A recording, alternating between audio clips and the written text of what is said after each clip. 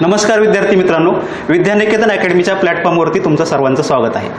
आज आपण कंबाईन पूर्व परीक्षा मागील 3 वर्षांमधील काय इकॉनॉमिक्सच्या विषयाचे PYQचं डिटेल ॲनालिसिस घेणार आहोत। तर त्यामध्ये काय असणार आहे, तर PYQचं फक्त डिटेल ॲनालिसिस म्हणजे प्रश्न आणि उत्तर या स्वरूपात आपण ते क्वेश्चन्स पाहणार नाही। तर आपण काय आयोगाचा जो प्रश्न आहेत आणि आयोगाचा जो सिलेबस आहे त्याची लिंकिंग करून देणार आहेत। त्यामध्ये आयोगाच्या त्या टॉपिकवरती कोणते क्वेश्चन आले आणि पुढे कोणते येऊ शकतात, 21 डिसेंबरला जी परीक्षा होणार आहे त्यामध्ये कोणत्या प्रकारचे प्रश्न येऊ शकतात ते या ठिकाणी आपण पाहणार आहोत। तर त्यामध्ये काय असणार आहे, तर मी काय सांगणार आहे, तर सुरुवातीला टॉपिक सांगणार आहे, ह्या टॉपिकवरती क्वेश्चन आलेला आहे आणि तो प्रश्न आणि पुढे काय येऊ शकतं त्याचं प्रेडिक्शन, ह्या 3 स्वरूपामध्ये आपण ह्या लेक्चरचं स्वरूप असणार आहे। सो पाहूया, चला। हा बघा पहिला प्रश्न वाचत असताना व्यवस्थित वाचायचंय, वाक्यामधील कीवर्ड्स लक्षात घ्यायचे। खालील विधाने विचारात घ्या। पहिलं विधान काय म्हणते, स्थूल राष्ट्रीय उत्पादनापेक्षा निव्वळ राष्ट्रीय उत्पादन नेहमीच कमी असते। स्थूल राष्ट्रीय उत्पादनापेक्षा निव्वळ राष्ट्रीय उत्पादन नेहमीच कमी असते। तर या ठिकाणी काय हे विधान बरोबर आहे, कारण स्थूल म्हणजे फायनल व्हॅल्यू असते, नेट म्हणजे काय असते तर घसारा, त्यामध्ये वेगवेगळे जे डिडक्शन आहेत ती डिडक्शन वजा झाल्यानंतर जे व्हॅल्यू होते ते नेट व्हॅल्यू असते। समजा माझी सॅलरी हे 50,000 असेल ग्रॉस सॅलरी, तर ती फायनल व्हॅल्यू, आणि net salary after deduction taxes वगैरे असतील तर 45,000 असेल तर हे नेट व्हॅल्यू। त्यामुळे काय 50,000 हे 45,000पेक्षा नेहमीच कमी असणार, म्हणजे जास्त असणार आहे। तर हे नेट हे काय असणार आहे, नेहमीच कमी असणार आहे। तर त्यामुळे पहिलं विधान बरोबर। दुसरं विधान काय म्हणते, स्थूल राष्ट्रीय उत्पादनात घसाऱ्याचा समावेश असतो तर निव्वळ राष्ट्रीय उत्पादनात घसाऱ्याचा समावेश नसतो। तर या ठिकाणी बघा 50,000 म्हणजे आपण स्थूल राष्ट्रीय उत्पादन, यामध्ये सर्व प्रकारच्या व्हॅल्यूचं ॲडिशन केलेलं म्हणजे घसारा वगैरे असेल त्या सर्व समाविष्ट आहे। नेट निव्वळ राष्ट्रीय उत्पादन यामध्ये काय घसाऱ्याचा समावेश नाही, कारण ही व्हॅल्यू आफ्टर डिडक्शन आलेलं आहे, म्हणजे त्यामध्ये जे काही डिप्रिशिएशन झालं असेल तर ते वजा करून आलेलं आहे, त्यामुळे यामध्ये घसाऱ्याचा समावेश नसणार आहे। हे विधान देखील काय असणार आहे, बरोबर असणार आहे। हे दोन्ही विधानं या ठिकाणी बरोबर आहेत, राईट। तो नेक्स्ट क्वेश्चन बघा, खालीलपैकी कोणते विधान सत्य आहे। आपल्याला काय विचारलं, सत्य विधान विचारलेलं आहे। पहिलं विधान काय, स्थूल देशांतर्गत उत्पादनामध्ये नागरिकांनी देशाबाहेर कमावलेले उत्पन्न समाविष्ट नसते। म्हणजे देशांतर्गत उत्पादन, देशांतर्गत म्हणजे देशाच्या सीमेच्या आत जे काही उत्पादन होतं त्यामध्ये नागरिकांनी देशाच्या आत पाहिजे, तर देशाबाहेर कमावलेले उत्पादन समाविष्ट नसते म्हणते। तर या ठिकाणी विधान काय असणार आहे, बरोबर असणार आहे। दुसरं विधान बघा, स्थूल देशांतर्गत उत्पादनामध्ये नागरिकांनी देशाबाहेर कमावलेले उत्पन्न समाविष्ट असते। तर देशांतर्गत उत्पादनामध्ये देशाबाहेर कमावलेले उत्पन्न समाविष्ट असणार आहे का, तर नसणार आहे। त्यामुळे हे दुसरं विधान काय असणार आहे, चुकीचं आहे। म्हणजे उत्तर काय येईल, फक्त काय विचारलंय, सत्य विचारलेलं असल्यामुळे फक्त अ या ठिकाणी बरोबर आपलं येईल। त्यामुळे पर्याय क्रमांक 1 हे या प्रश्नाचं उत्तर असणार आहे। तर राष्ट्रीय उत्पन्न या टॉपिकवरती हे 2 प्रश्न आलेले होते। तर आता पुढे काय येऊ शकतं ते आपण या ठिकाणी पुढच्या स्लाइड्समध्ये पाहूया। तर आता या ठिकाणी बघा, हे कन्सेप्ट तुम्हाला मी दिलेले आहेत। ग्रॉस म्हणजे फायनल आणि टोटल व्हॅल्यू असते, नेट म्हणजे काय आफ्टर डिडक्शन जे काही व्हॅल्यू होते तर ती नेट असणार आहे। आणि ग्रॉस असेल हे नेटपेक्षा नेहमीच काय असणार आहे, जास्त असणार आहे, ग्रॉस हे जास्त असणार आहे, राईट। त्यानंतर डोमेस्टिक म्हणजे आपण पाहिले की डोमेस्टिक म्हणजे काय, तर देशाच्या सीमेच्या आत जेवढ्या काही वस्तू आणि सेवाचं उत्पादन होतं तो त्या ठिकाणी विचार केला असतो। म्हणजे तो देशाच्या सीमेच्या आत, म्हणजे एखादा नागरिक असेल किंवा परकीय व्यक्ती असेल, दोघांनी पण कमवलेलं उत्पन्न त्या ठिकाणी समाविष्ट असतं देशांतर्गतमध्ये। नॅशनलमध्ये काय असणार आहे, तर सीमेचा विचार त्या ठिकाणी केलेला जाणार नाही, तर देशाच्या नागरिकांनी, त्या ठिकाणी नागरिक हा शब्द महत्त्वाचा आहे। म्हणजे देशाचा नागरिक भारतात राहो की परकीय देशात राहो, परदेशात असेल तर त्यांनी ज्या काही वस्तू सेवाचं उत्पादन घेतलेलं आहे त्या सेवाचं काय व्हॅल्यू त्या ठिकाणी आपण या नॅशनलमध्ये काउंट करतो। म्हणजे नॅशनलचा विचार करत असताना नागरिक हा शब्द महत्त्वाचा आहे, तर डोमेस्टिकचा विचार करत असताना देशाची सीमा या ठिकाणी महत्त्वाची आहे। इकडे 3च गोष्टी लक्षात ठेवायच्या आहेत, वस्तू आणि सेवा म्हणजे गुड्स अँड सर्व्हिसेस यांचं अंतिम मूल्य, आणि देशाच्या सीमेच्या आत कोणत्याही व्यक्तीने उत्पादन घेतलेलं असेल आणि एका विशिष्ट कालावधीमध्ये त्या ठिकाणी ते कॅल्क्युलेट केलं असतं, म्हणजे 1 वर्षाचा कालावधी आपण जनरली विचारात घेतो। तर या 3 शब्द या ठिकाणी महत्त्वाचे आहेत GDPची व्याख्या विचारात घेत असताना। म्हणजे उद्या प्रश्न येऊ शकतो की all the final value of goods and services produced within the boundary of the nation is called as gross domestic product. म्हणजे देशाच्या भौगोलिक सीमेच्या आत जेवढ्या काही वस्तू आणि सेवांचं उत्पादन होते त्या सेवांचे काय अंतिम मूल्य जे काय असेल तर ते ठिकाणी GDPमध्ये काउंट होणार आहे। आलं लक्षात तुम्हाला GDPची व्हॅल्यू, म्हणजे GDP लक्षात आलं। नेक्स्ट बघा हा ग्रुप सी ला क्वेश्चन आला होता की राष्ट्रीय उत्पन्नाच्या हिशोबासाठी 93-94 या मूळ वर्षाऐवजी CSO द्वारे कोणत्या सुधारित वर्षाचा वापर करण्यात आला. हा ग्रुप सी ला क्वेश्चन आलेला आहे. तर ह्याचं आन्सर 93-94 नंतर जे वर्ष बेस इयर आपण पकडलेलं 99 आणि 2000 हे वर्ष पकडलेलं होतं. म्हणजे याचा आन्सर काय असणार आहे, पर्याय क्रमांक 4 सी हे आन्सर असणार आहे. म्हणजे तुम्हाला काय हे ग्रुप सीला क्वेश्चन आला म्हणजे परत आपल्या 21 डिसेंबरला परीक्षा होणार आहे, त्या परीक्षेमध्ये अशा प्रकारचा प्रश्न येऊ शकतो. म्हणजे तुम्हाला जे बेस इयर आहेत ते माहीत असणं आवश्यक आहे. आता बेस इयरच्या बाबतीत तुम्हाला माहिती आहे का, बेस इयरच्या श्रृंखला असतात. आतापर्यंत 8 श्रृंखला पार पडलेल्या आहेत. आता नवीन एक समिती स्थापन झालेली होती, विश्वनाथ गोल्डार नावाची समिती. या समितीनं काय जे आपण सध्या 2011-12 हे GDPचं बेस इयर आहे ते बदलून 2022-23 हे वर्ष करावं असं त्यांनी सुचवलेलं आहे. तर आता फेब्रुवारी 2026 पासून आपण 2011-12 ऐवजी काय बेस इयर 2022-23 हे गृहीत धरणार आहे. आता या ठिकाणी बघा बेस इयरच्या श्रृंखला तुम्हाला दिलेल्या आहेत. यामध्ये सुरुवातीला जी श्रृंखला होती पहिल्यांदा जे आपण बेस इयर पकडले 1948-49 हे बेस इयर त्या ठिकाणी गृहीत धरले होते. त्यानंतर 60, 70, 80 ह्या 3 संशोधित श्रृंखला आहेत त्या बेस इयर म्हणून गृहीत धरल्या जातात. त्यानंतर 93-94, 99-2000 हे बेस इयर म्हणून गृहीत धरलं होतं. त्यानंतर 2000च्या नंतर 2004-05 आणि 2011-12 हे बेस इयर आपण गृहीत धरलेले होते. श्रृंखला पाठ पडलेले तर 8 श्रृंखला पाठ पडलेले आहेत. आता नवी श्रृंखला विश्वनाथ गोल्डार समिती यांच्या शिफारशीनुसार काय 22 आणि 23 गृहीत धरण्यात येणार आहे.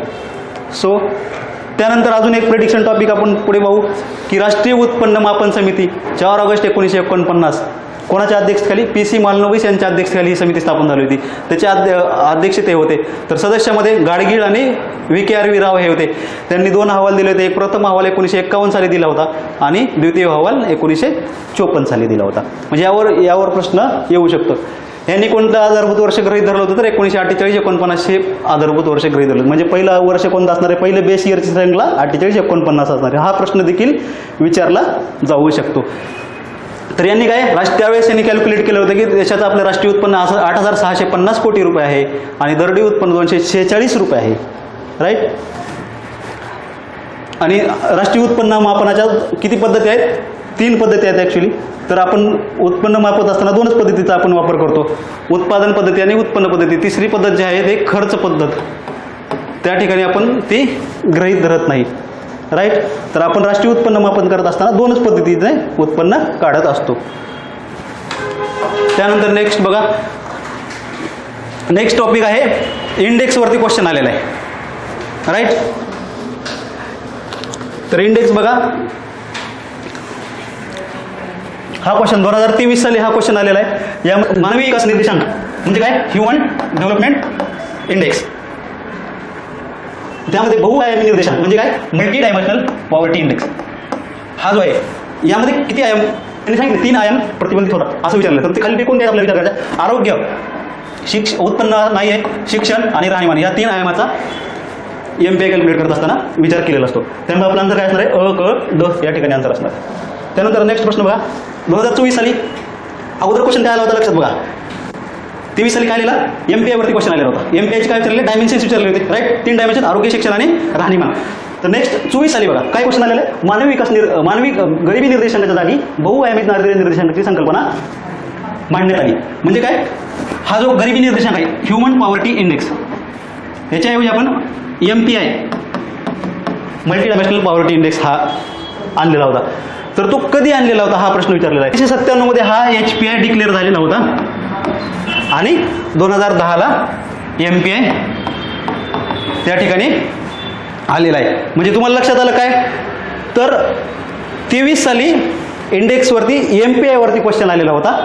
MPIचे डायमेन्शन्स विचारलेले होते. 24 साली MPI कोणत्या वर्षाला हा प्रश्न विचारलेला आहे. म्हणजे आयोगाचा प्रश्न विचारण्याचा जो पॅटर्न आहे तुम्हाला लक्षात येतोय का.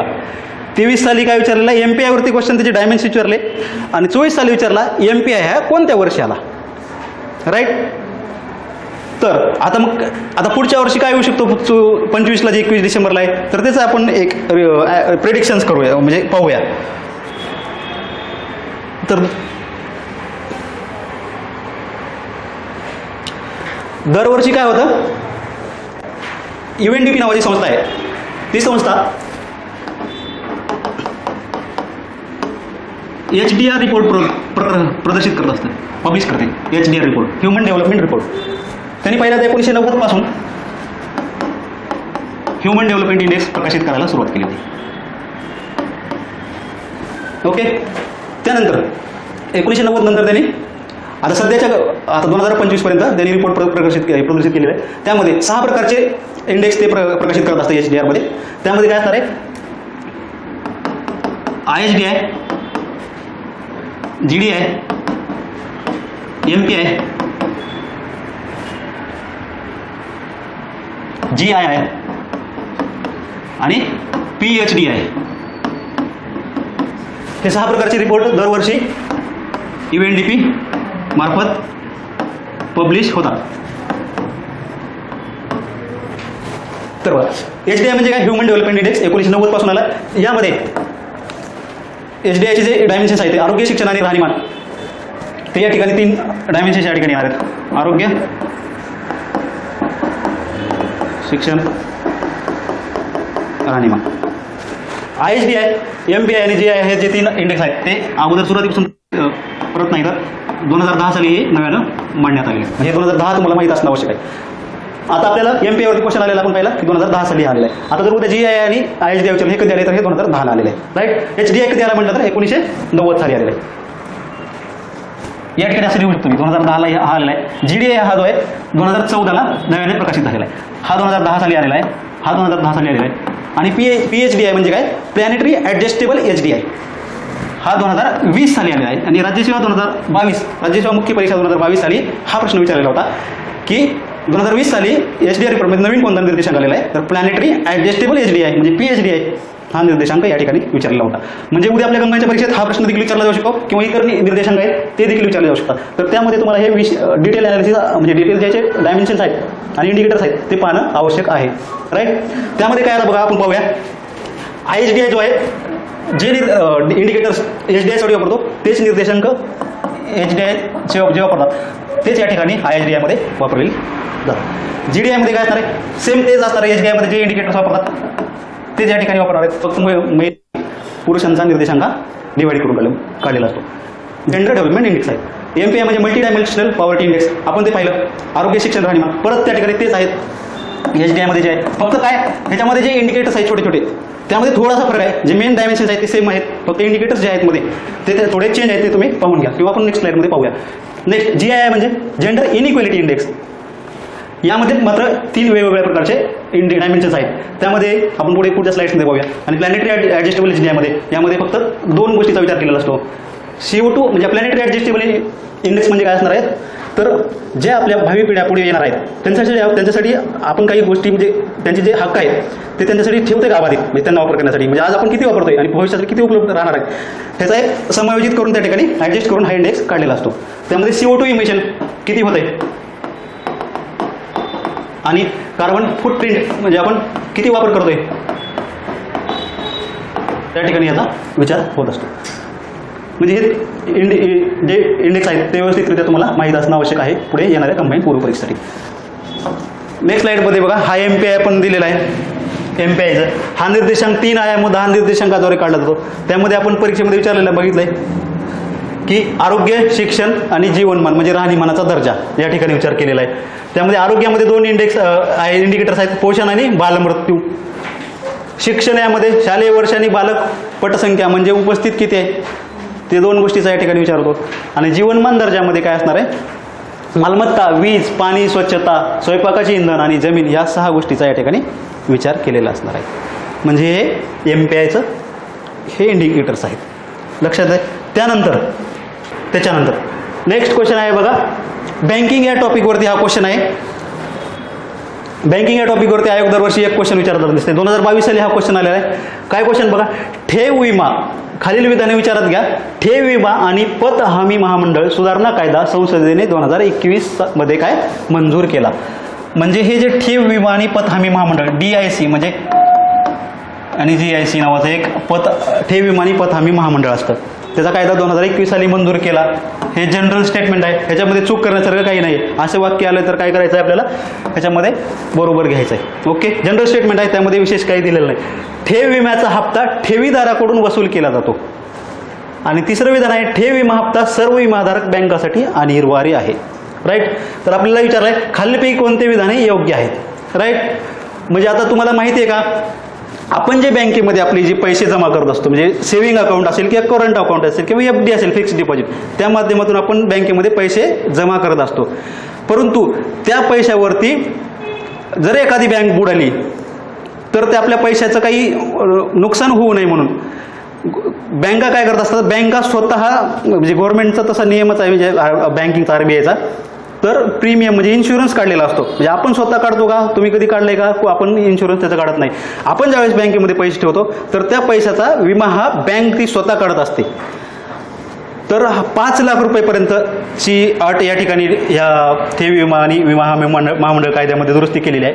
तर म्हणजे तुमचे जर बँकेमध्ये 5 लाख रुपये असतील तर 5 लाख रुपयापर्यंत काय असणार आहे, तुम्हाला इन्शुरन्स असणार आहे. म्हणजे एखादी बँक जर बुडाली तर 5 लाख रुपयापर्यंत तुमची रक्कम तुम्हाला वापस मिळू शकतात.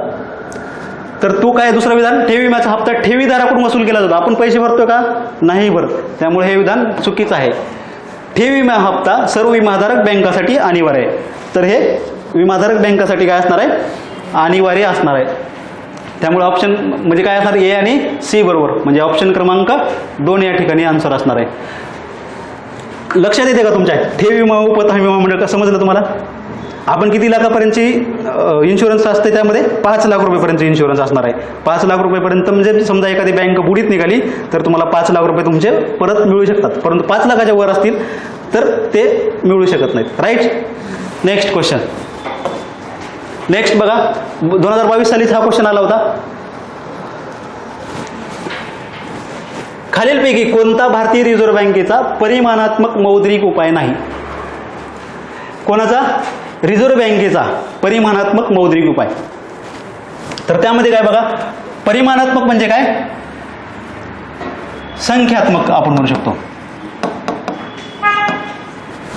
त्याचं एक्सप्लेनेशन पुढे बघा. यामध्ये बँक रेट, नैतिक समजावणी, रोख राखीव प्रमाण म्हणजे CRR, आणि तिसरं आहे वैधानिक रोखता प्रमाण म्हणजे SLR, बँक रेट. तर हे जे 3 गोष्टी आहेत या परिमाणात्मक आहेत. आणि नैतिक समजावणी जी आहे तर ती परिमाणात्मक नाही तर ती गुणात्मक आहे. त्यामुळे कोणता नाही आहे, ऑप्शन क्रमांक हा नाही आहे. म्हणजे आन्सर काय असणार आहे, 2 या ठिकाणी आन्सर असणार आहे. राईट. नेक्स्ट क्वेश्चन बघा, खालीलपैकी कोणते, हा बघा हा क्वेश्चन 2022 साली आला होता. राईट. रिझर्व्ह बँकेचा परिमाणात्मक मौद्रिक उपाय नाही. आणि खालीलपैकी कोणते मध्यवर्ती बँकेच्या, लक्ष द्या इकडे बघा, मध्यवर्ती बँकेच्या गुणात्मक पतनियंत्रणाचे साधन नाही. अगोदरच्या वर्षी काय आलेलं आहे, परिमाणात्मक आलेला आहे, दुसऱ्या वर्षी गुणात्मक आलेला आहे. त्यामध्ये बघा उपभोग कर्जाचे नियंत्रण पहिलं ऑप्शन, आदेशाच्या मार्फत नियंत्रण, आणि कर्ज तारण सीमांचे नियमन, आणि खुल्या बाजारातील व्यवहार. यामध्ये काय असणार आहे तर खुल्या बाजारातील व्यवहार जो ओपन मार्केट ऑप्शन आहे, ओपन मार्केट ऑपरेशन्स, या ठिकाणी ह्याचं काय गुणात्मक साधन नाही आहे, हे संख्यात्मक साधन आहे.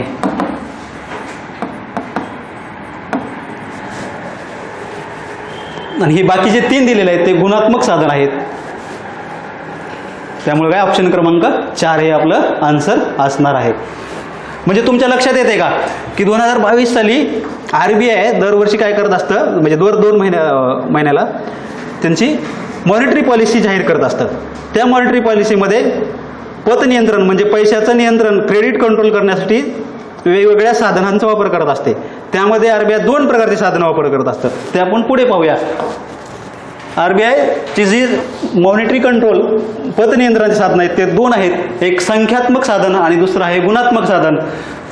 2022 साली कंबाईन पूर्वला गुणात्मक साधनावरती प्रश्न आलेला होता. 24 साली संख्यात्मक साधनावरती प्रश्न आलेला आहे. म्हणजे आयोगाचं तुम्हाला एक लिंकिंग समजते का, म्हणजे प्रश्नाचं फोकस कोणत्या पॉईंटवरती आहे, संख्यात्मक. तर त्यामध्ये काय आता संख्यात्मकमध्ये आपण पाहूया. संख्यात्मकमध्ये 2 प्रकारचे असतात, एक प्रत्यक्ष साधन आणि एक अप्रत्यक्ष साधन. CRR, SLR हे प्रत्यक्ष साधन आहेत. अप्रत्यक्ष साधनमध्ये बँक रेट, खुल्या बाजारातील खरेदी विक्रीचे व्यवहार म्हणजे open market operations, repo rate, reverse repo rate, marginal standing facility आणि स्टँडिंग डिपॉझिट फॅसिलिटी म्हणून नवीन एक RBIने ही फॅसिलिटी आणलेली आहे. आणि गुणात्मक साधनामध्ये काय कर्जवर तारण यामधील गाळा ठरविणे, उपभोक्त्यांचे कर्जाचे नियमन, आदेशामार्फत नियंत्रण, नैतिक मनधरणी, कर्जाचे नियंत्रित वाटप, प्रत्यक्ष कारवाई आणि प्रसिद्धी या माध्यमातून RBI काय करत असते, गुणात्मक साधनचा वापर करून क्रेडिट कंट्रोल करत असते किंवा नियंत्रण करत असते. म्हणजे संख्यात्मक साधन म्हणजे काय, पैशाच्या डायरेक्ट संख्येवरती परिणाम होणार आहे. मार्केटमध्ये किती पैसे उपलब्ध ठेवायचे किंवा किती पैसे उपलब्ध काढून घ्यायचे हे RBI ज्यावेळेस महागाई किंवा मंदी असते त्यावेळेस या वेगवेगळ्या साधनांचा वापर करून पैसे मार्केटमधून काढून घेऊ शकते किंवा मार्केटमध्ये पैसे टाकू शकते.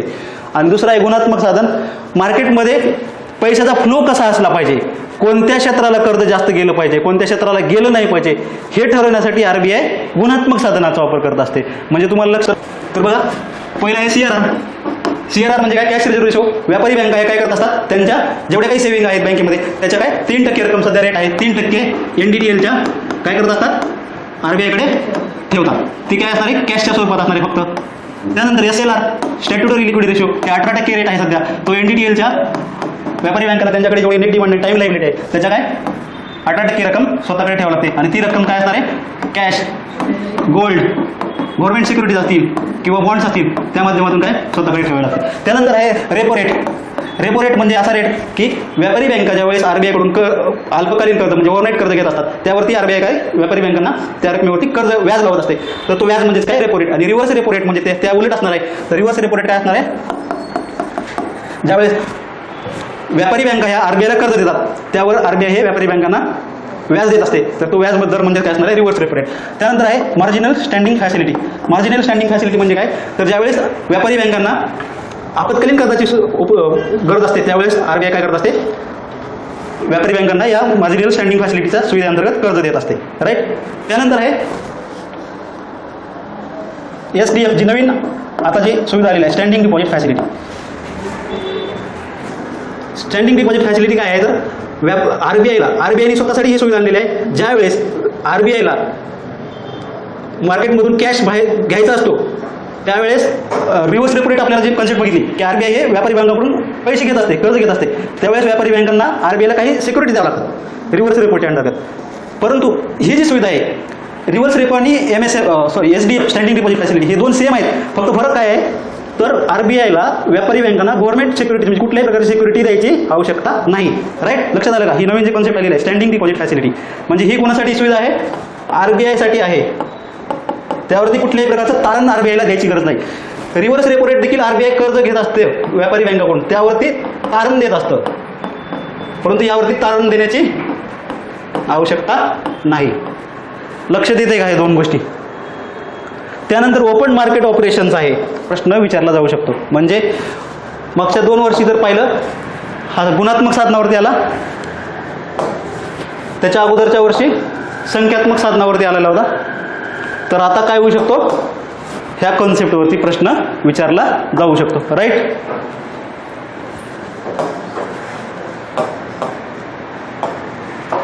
त्यानंतर हा नेक्स्ट टॉपिक आहे पैसा. पैसा या टॉपिकवरती हा क्वेश्चन आलेला आहे.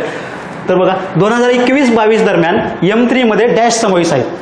M3 कॉन्सेप्ट रोखता प्रमाणाच्या कॉन्सेप्ट आहेत M0, M1, M2, M3 आपल्याला माहीत आहे. तर त्यामध्ये काय M3 वरती क्वेश्चन आलेला 2023 साली. तर त्यामध्ये काय म्हटलंय, पोस्ट ऑफिसमधील बचत बँक ठेवी, पोस्ट ऑफिसच्या एकूण ठेवी. तर पोस्ट ऑफिसमधल्या ज्या ठेवी आहेत तर त्या या M10, M1, M2, M3 यामध्ये कुठेही येत नाहीत. त्यामुळे हे दोन्ही विधाने काय असणार आहेत, चुकीचे असणार आहेत. बँकामधील मुदत ठेवी आणि बँकाकडील मागणी ठेवी हे दोन काय M3 मध्ये मुदत आणि मागणी या दोन्ही गोष्टी या ठिकाणी येतात. म्हणजे ऑप्शन क्रमांक क आणि ड म्हणजे ऑप्शन क्रमांक 2 या ठिकाणी बरोबर आहे. लक्ष देत आहे. असं काय झालं, वाय व्ही रेड्डी यांच्या अध्यक्षतेखाली समिती स्थापन झाली होती. त्यांना ह्या M0, M2, M3 याचं जे अगोदर एक M4 नावाची कन्सेप्ट होती तर याचा एक रिव्ह्यू करण्यासाठी कमिटी स्थापन केली होती. तर त्यांनी M0, M2, M3 ह्या संकल्पना सांगितल्या आणि M4 एक नवीन कन्सेप्ट अगोदरच्या जुन्या पद्धतीनुसार चालायची तर त्यांनी या ठिकाणी काय कॅन्सल केलेली आहे. M4 हे कॅन्सल केले आहे. कोणती समिती होती, रेड्डी समिती, वाय व्ही रेड्डी 2012 साली. राईट. आणि त्यांनी 3 नवीन गोष्टी अजून सांगितल्या. M0 M2 M3 पर्यंत सांगितलं, M4 कॅन्सल केला आणि L1 L2 आणि L3 ह्या नवीन कॉन्सेप्ट त्याने सांगितलेला आहे. तर M0 मध्ये काय असणार आहे, M0 म्हणजे हा रिझर्व्ह मनी असतो, बेस मनी असतो. ओके. तर चलनातील पैसा RBI कडील मुदत ठेवी आणि RBI मधील इतर ठेवी या M0 मध्ये येतात. त्यानंतर M1 मध्ये काय असणार आहे, लोकांजवळील चलनी नोटा व नाणी, लोकांच्या बँकामधील मागणी ठेवी म्हणजे आपले जे सेव्हिंग अकाउंट असतं किंवा करंट अकाउंट असतं ते आपण कधीही पैसे आपण काढू शकतो, तर त्या मागणी ठेवी. RBI बँकेमधील इतर ठेवी, RBI बँकेमधील इतर ठेवी ज्या आहेत, तो जो M0 मध्ये इतर ठेवी आपण पाहिलं तो या ठिकाणी आहे. राईट. M2 मध्ये काय असणार आहे, M1 प्लस. बघा लक्षात घ्या, M1 मध्ये M0 ॲड केलेलं आहे का, केलेलं नाही आहे. M2 मध्ये M1 ॲड केलेलं आहे. M1 प्लस बँकांनी विकलेला चालू ठेवींचे पैसे आणि 1 वर्षापर्यंतच्या मुदत ठेवीचे पैसे. 1 वर्षापर्यंत या ठिकाणी काय असणार आहे, M1 मध्ये मागणी ठेवी म्हणजे आपण पैसे ते आपले जे सेव्हिंग अकाउंट असतात किंवा करंट अकाउंट आपण ते पैसे आजपासून कधी पण काढू शकतो, तर ते M1 मध्ये येणार आहेत. M2 मध्ये 1 वर्षापर्यंतच्या ज्या आपल्या मुदत म्हणजे FD असतात त्या 1 वर्षापर्यंत येतात. आणि M3 मध्ये काय, M2 प्लस 1 वर्षापेक्षा जास्त काळाच्या ज्या मुदत ठेवी आहेत ते या ठिकाणी येतात. आणि बँकांची मागणी देय मुदत कर्ज या ठिकाणी येत असतात. म्हणजे लक्षात येत आहे चारही गोष्टी. त्यानंतर L1 L2 L3 त्यांनी रेड्डी समितीने या 3 गोष्टीची शिफारस केलेली आहे.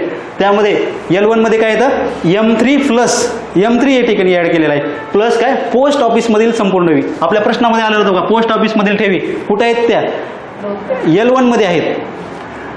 प्लस L2 मध्ये काय, L1 प्लस विकास वित्त व संस्थाकडील मुदत ठेवी म्हणजे ज्या डेव्हलपमेंट फायनान्शियल इन्स्टिट्यूट आहेत. डेव्हलपमेंट फायनान्शियल इन्स्टिट्यूट कोणते आहेत, नाबार्ड असेल, सिडबी असेल, मुद्रा असेल, या डेव्हलपमेंट फायनान्शियल इन्स्टिट्यूट आहेत. म्हणजे यांच्यामधील ज्या या बँकेतील जेवढ्या काही ठेवी असतील, नाबार्ड असेल, सिडबी असेल, तर त्यांच्याकडील ज्या काही ठेवी असतील तर त्या या ठिकाणी येतात. राईट. तिसरं आहे परत काय, विकास वित्तीय संस्थाकडील प्रमाणपत्र जे काही ठेवीच्या सर्टिफिकेट असतील ते या ठिकाणी येतात. L3 मध्ये काय, L2 प्लस बिगर बँकिंग वित्तीय कंपन्याकडील सार्वजनिक ठेवी. बिगर बँकिंग म्हणजे नॉन बँकिंग फायनान्शियल संस्था. नॉन बँकिंग फायनान्शियल म्हणजे ज्या बँका असणार आहे, आपण जे आता सध्या बघतो, बजाज फायनान्स असेल, मुथूट फायनान्स असेल, वेगवेगळ्या ज्या फायनान्स संस्था आहेत त्या या ठिकाणी येतात. राईट. लक्षात आलं. म्हणजे L1 मध्ये पोस्ट ऑफिसमधील ठेवी, L2 मध्ये विकास वित्त संस्थाकडील ठेवी आणि L3 मध्ये बिगर बँकिंग ज्या संस्था आहेत त्यांच्याकडील ठेवी या L1 L2 L3 मध्ये आपण व्यवस्थितरित्या पाहिलेला आहे. राईट. लक्ष. प्रश्न बघा आता, हा प्रश्न बघा, या प्रश्नाचा विशेष अभ्यास आपल्याला आवश्यकता नाही आहे. खालीलपैकी कोणते विधान औद्योगिक कामगारांसाठीच्या ग्राहक किंमत निर्देशांकाबाबत खरे आहे. कोणता निर्देशांक आहे, औद्योगिक कामगारांसाठीचा ग्राहक किंमत निर्देशांक म्हणजे CPI IW, इंडस्ट्रियल वर्करसाठीचा CPI विचारलेला आहे. त्यामध्ये बघा पहिलं विधान काय म्हणत आहे, आपल्याला खरे विचारलेलं आहे. पहिलं विधान काय म्हणते, हे भारतातील सर्व कामगारांना लागू होते मग त्यांचे कार्यक्षेत्र कोणतेही असो. तर मग सर्व कामगारांना लागू होतो, कार्यक्षेत्र कोणतेही असो. पण आपल्याला प्रश्नातच दिलेलं आहे त्यांनी औद्योगिक कामगार पाहिजेत, तर सर्व कामगारांना लागू होणार आहे का, नाही होणार. म्हणजे कीवर्ड्स लक्षात आला, म्हणजे विशेष अभ्यासाची गरज आहे का, नाही आहे. तर हे विधान काय असणार आहे, चुकीचं असणार आहे. हे विधान चुकीचं आपल्याला कळलं तर ऑप्शनमध्ये आल्यानंतर आपल्या लक्षात येईल अविधान चुकीचं आहे, अविधान चुकीचं आहे. म्हणजे आपल्याकडे काय राहिले ऑप्शन्स, क आणि ड. म्हणजे ब विधान आपल्याला ब विधान वाचण्याची आवश्यकता आहे का, नाही. म्हणजे ब विधान आपल्याला कंबाईन परीक्षेमध्ये वेळेचे महत्त्व आहे त्यामुळे ब विधान वाचण्याची आवश्यकता आहे. तर हे वस्तू, क विधान बघा, हे वस्तू आणि सेवांच्या एका निश्चित बास्केटवर आधारित आहे जे कधीही बदलत नाही. तर आपल्याला माहिती आहे बेस इयर आपलं काही ना काही वर्षानंतर आपण बदलत असतो. म्हणजे ते निश्चित बास्केटवर आहे परंतु तर ते बदलतं का, तर बदलतं. म्हणजे हे कधीही बदलत नाहीत म्हणतायत. म्हणजे या ठिकाणी पण आपल्याला विशेष अभ्यासाची गरज नाही, विधानावरतीच आपल्याला एक सेन्स लावून उत्तर देता येतं. म्हणजे क पण विधान चुकीचं आहे.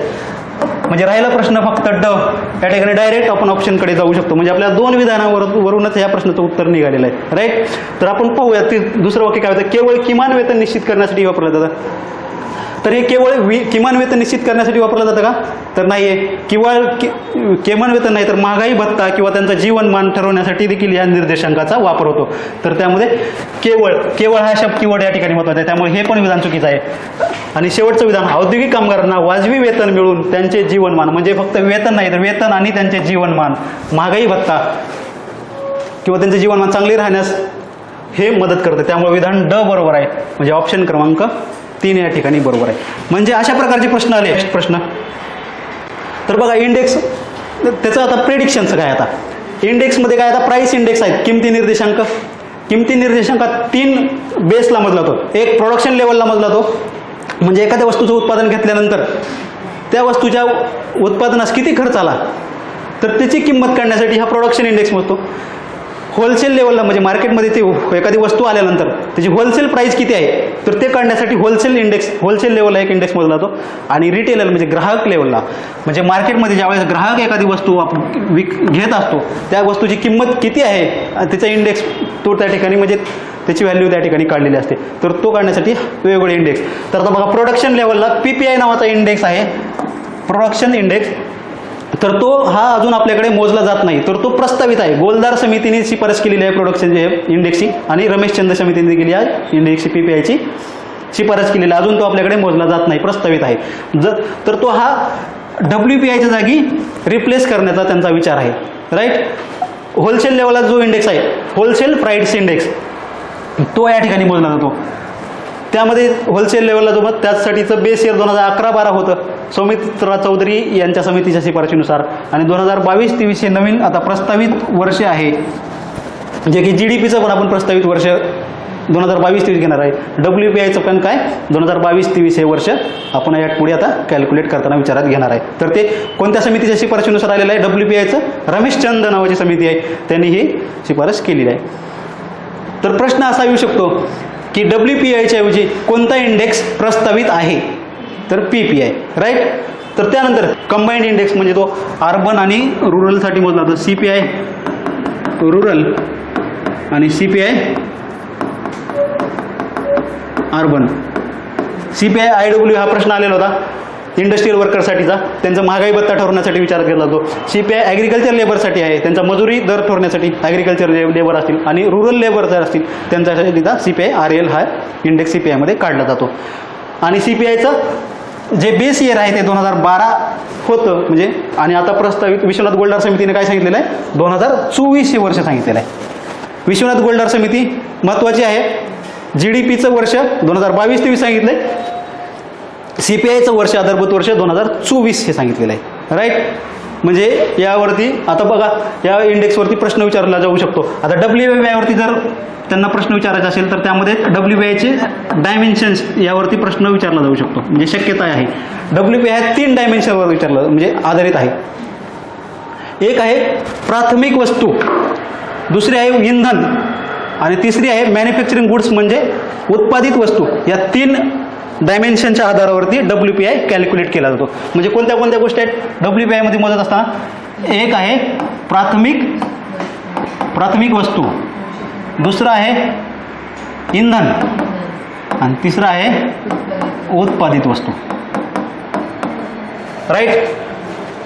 अजून एक डिफरन्स WPI आणि CPIमध्ये जर पाहिला, WPI हे फक्त वस्तूंच्या किमती मोजण्यासाठी कॅल्क्युलेट केला जातो, तर CPI काढत असताना वस्तू आणि सेवांचा विचार केलेला असतो.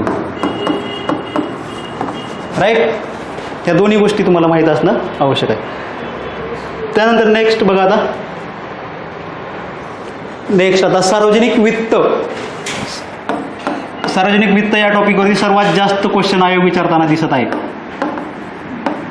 प्रश्न बघा, राजकोषीय तूट आणि वर्षभरातील व्याज भरणा यातील फरकाला डॅश म्हणतात. 2022 साली क्वेश्चन आलेला आहे. तर राजकोषीय तूट आणि व्याज भरणा यातील फरकाला काय म्हणतात? तर या फरकाला आपण काय म्हणतो? प्राथमिक तूट म्हणत असतो. तर रेव्हेन्यू डिफिसिट म्हणजे काय असतात? महसुली तूट. महसुली तूट म्हणजे महसुली जमा आणि महसुली खर्च, म्हणजे आपल्याला किती जमा, 100 महसुली जमा समजा 100 रुपये होत आहे आणि महसुली खर्च किती होत आहे त्यामधून जी येणारी रक्कम आहे तर ती म्हणजे महसुली तूट असते. त्यानंतर आणखी एक प्रकारची तूट भांडवली तूट म्हणजे काय म्हणू शकता तुम्ही मग? भांडवली जमा वजा भांडवली खर्च. चलनविषयक तूट म्हणून आणखी एक तूट आहे. चलनविषयक तूट म्हणजे काय असते तर RBI कडून जेवढी काही रक्कम शासन म्हणजे उचलत असतं कर्ज स्वरूपात किंवा चलन स्वरूपात, तर ती रक्कम म्हणजे काय असते? RBI कडून उचल घेतलेली जी रक्कम असते ती चलनविषयक तूट असते. या तुटीच्या वेगवेगळ्या संकल्पना आहेत, त्या तुम्हाला माहीत असणं आवश्यक आहे. ओके. त्यानंतर नेक्स्ट आहे राजकोषीय नीतीची साधने. आता बघा, राजकोषीय नीती म्हणजे काय? Fiscal policy. मागे काय बघितलं? RBI काय करत असतं? मॉनिटरी पॉलिसी जाहीर करत असतं आणि गव्हर्नमेंट ऑफ इंडिया काय? फिस्कल पॉलिसी जाहीर करत असतं. मॉनिटरी पॉलिसीमध्ये RBI काय संख्यात्मक आणि गुणात्मक साधन वापरत करतात. तसंच फिस्कल पॉलिसीमध्ये काहीतरी साधन वापरत असेल गव्हर्नमेंट ऑफ इंडिया, तर ती साधनं कोणती आहेत तो प्रश्न आलेला आहे. म्हणजे प्रश्नाचा सेन्स लक्षात येतो का तुमच्या? विचार करण्याचा अँगल. तर आता मग राजकोषीय नीतीचे साधनं विचारलेत, त्यामध्ये मग आता साधने काय काय असणार आहे? सार्वजनिक व्यय आणि सार्वजनिक कर्ज. व्यय म्हणजे खर्च, म्हणजे सार्वजनिक खर्च किती होत आहे आणि हे कर्ज किती घेत आहे आपण. लोकशाही आणि संघराज्यात्मक रचना, तर हे येणार नाही आहे. कर रोपण आणि अंदाजपत्रक, कर टॅक्सेस किती आहे आणि बजेट, तो आपल्या बजेट स्ट्रक्चर, तो आपल्या फिस्कल पॉलिसीचा भाग आहे. आणि संसद आणि प्रशासन हे फिस्कल पॉलिसीमध्ये येणार नाही. म्हणजे आणि या ठिकाणी आपलं काय असणार आहे? फिस्कल पॉलिसीचे साधन असणार आहे. म्हणजे तुमच्या लक्षात येते का? मॉनिटरी पॉलिसी RBI जाहीर करतं, त्यामध्ये संख्यात्मक गुणात्मक साधनाचा वापर. Government of India fiscal policy जाहीर करतं, त्यामध्ये कोणत्या कोणत्या गोष्टीत? एवढ्याच गोष्टी नाहीत, अजून भरपूर गोष्टी आहेत. जमामध्ये कोणत्या होत्या? महसुली जमा, भांडवली जमा. खर्च, महसुली खर्च, भांडवली खर्च. टॅक्स, आता महसुली जमेमध्ये वेगवेगळ्या गोष्टी आहेत, त्यावरती देखील आता मग पुढे प्रश्न विचारला जाऊ शकतो डिटेलमध्ये. राईट. जसं संख्यात्मक साधनावरती विचारला तसंच महसुली जमेमध्ये काय येतं, भांडवली जमेमध्ये काय येतं, महसुली खर्च, भांडवली खर्च काय, यावरती प्रश्न विचारला जाऊ शकतो. म्हणजे हे आपलं पुढचं प्रेडिक्शन असणार आहे. त्यानंतर पुढचा प्रश्न आहे बघा, भारतीय संविधानातील अनुच्छेद डॅशमध्ये केंद्रीय अर्थसंकल्पाची परिभाषा केलेली आहे. म्हणजे केंद्रीय अर्थसंकल्प कोणत्या कलमामध्ये दिला असा प्रश्न विचारलेला आहे. त्याचं आपल्याला सर्वांना उत्तर माहीत असतं की 112 या कलमामध्ये केंद्रीय अर्थसंकल्पाची तरतूद दिली आहे. इतर ऑप्शन झाले 113 मध्ये अर्थसंकल्पाची प्रक्रिया सांगितलेली असते. 116 मध्ये हे लेखानुदान या ठिकाणी तरतूद केलेली आहे, लेखानुदानाची. त्यानंतर 120 कलम. 120 मध्ये काय असणार आहे तर संसदेत जी काही भाषा वापरली जाते त्या भाषेची तरतूद या कलमामध्ये, संसदेतील भाषा या कलमामध्ये तरतूद केलेली आहे. 20 साली क्वेश्चन आला, भारतीय अर्थसंकल्पाबाबत खालीलपैकी कोणते विधान बरोबर आहे? बघा, भारतीय अर्थसंकल्पाचा दस्तावेज एकूण जमा खर्च दाखवतो. विधान विचारायला बरोबर विचारलेलं. जमा आणि खर्च दाखवतो का? दाखवतो. म्हणजे हे विधान बरोबर आहे. भारतीय अर्थसंकल्पाचा दस्तावेज राजकोषीय तूट दाखवतो. राजकोषीय तूट असतं त्यामध्ये. भारतीय अर्थसंकल्पाचा दस्तावेज प्राथमिक तूट दाखवतो. बरोबर आहे. भारतीय अर्थसंकल्पाचा दस्तावेज परिणामकारक महसुली तूट दाखवतो, दर्शवितो. बरोबर आहे. म्हणजे सर्व आपल्या अर्थसंकल्पामध्ये समाविष्ट असतात. त्यामुळे वरीलपैकी सर्व विधान या ठिकाणी बरोबर असणार आहे. तर म्हणजे आता बघा, राजकोषीय तूट म्हणजे आपण पाहिलं की एकूण जमा आणि एकूण खर्च यामधील डिफरन्स. म्हणजे आपण जेवढे काही कर्ज घेतो, राजकोषीय तूट म्हणजेच काय असतं? एक प्रकारचं कर्ज असतं. कर्ज म्हणजेच काय? राजकोषीय तूट असते. त्यानंतर प्राथमिक तूट म्हणजे आपण पाहिलं, राजकोषीय तुटीमधून व्याज वजा केल्यानंतर येणारी जी रक्कम आहे ते प्राथमिक तूट म्हणून ओळखले जाते. त्यानंतर परिणामकारक महसुली तूट मधून जे काही शासन अनुदानं देत असतं वेगवेगळ्या गोष्टीवरती, ते अनुदानं वजा केल्यानंतर जी रक्कम येते ते परिणामकारक महसुली तूट असते. म्हणजे या तुटीचा संकल्पना तुम्हाला पुढे विचारल्या जाऊ शकतात. उद्या आता या ठिकाणी बघा, राजकोषीय साधनं आपण पाहिली, महसुली जमा, भांडवली जमा, ते दिलेले आहेत. मग महसुली जमेमध्ये काय असणार आहे? टॅक्स असेल. टॅक्सच्या व्यतिरिक्त करेत्तर महसूल, म्हणजे प्रत्यक्ष अप्रत्यक्ष जे टॅक्स आहेत ते येतात.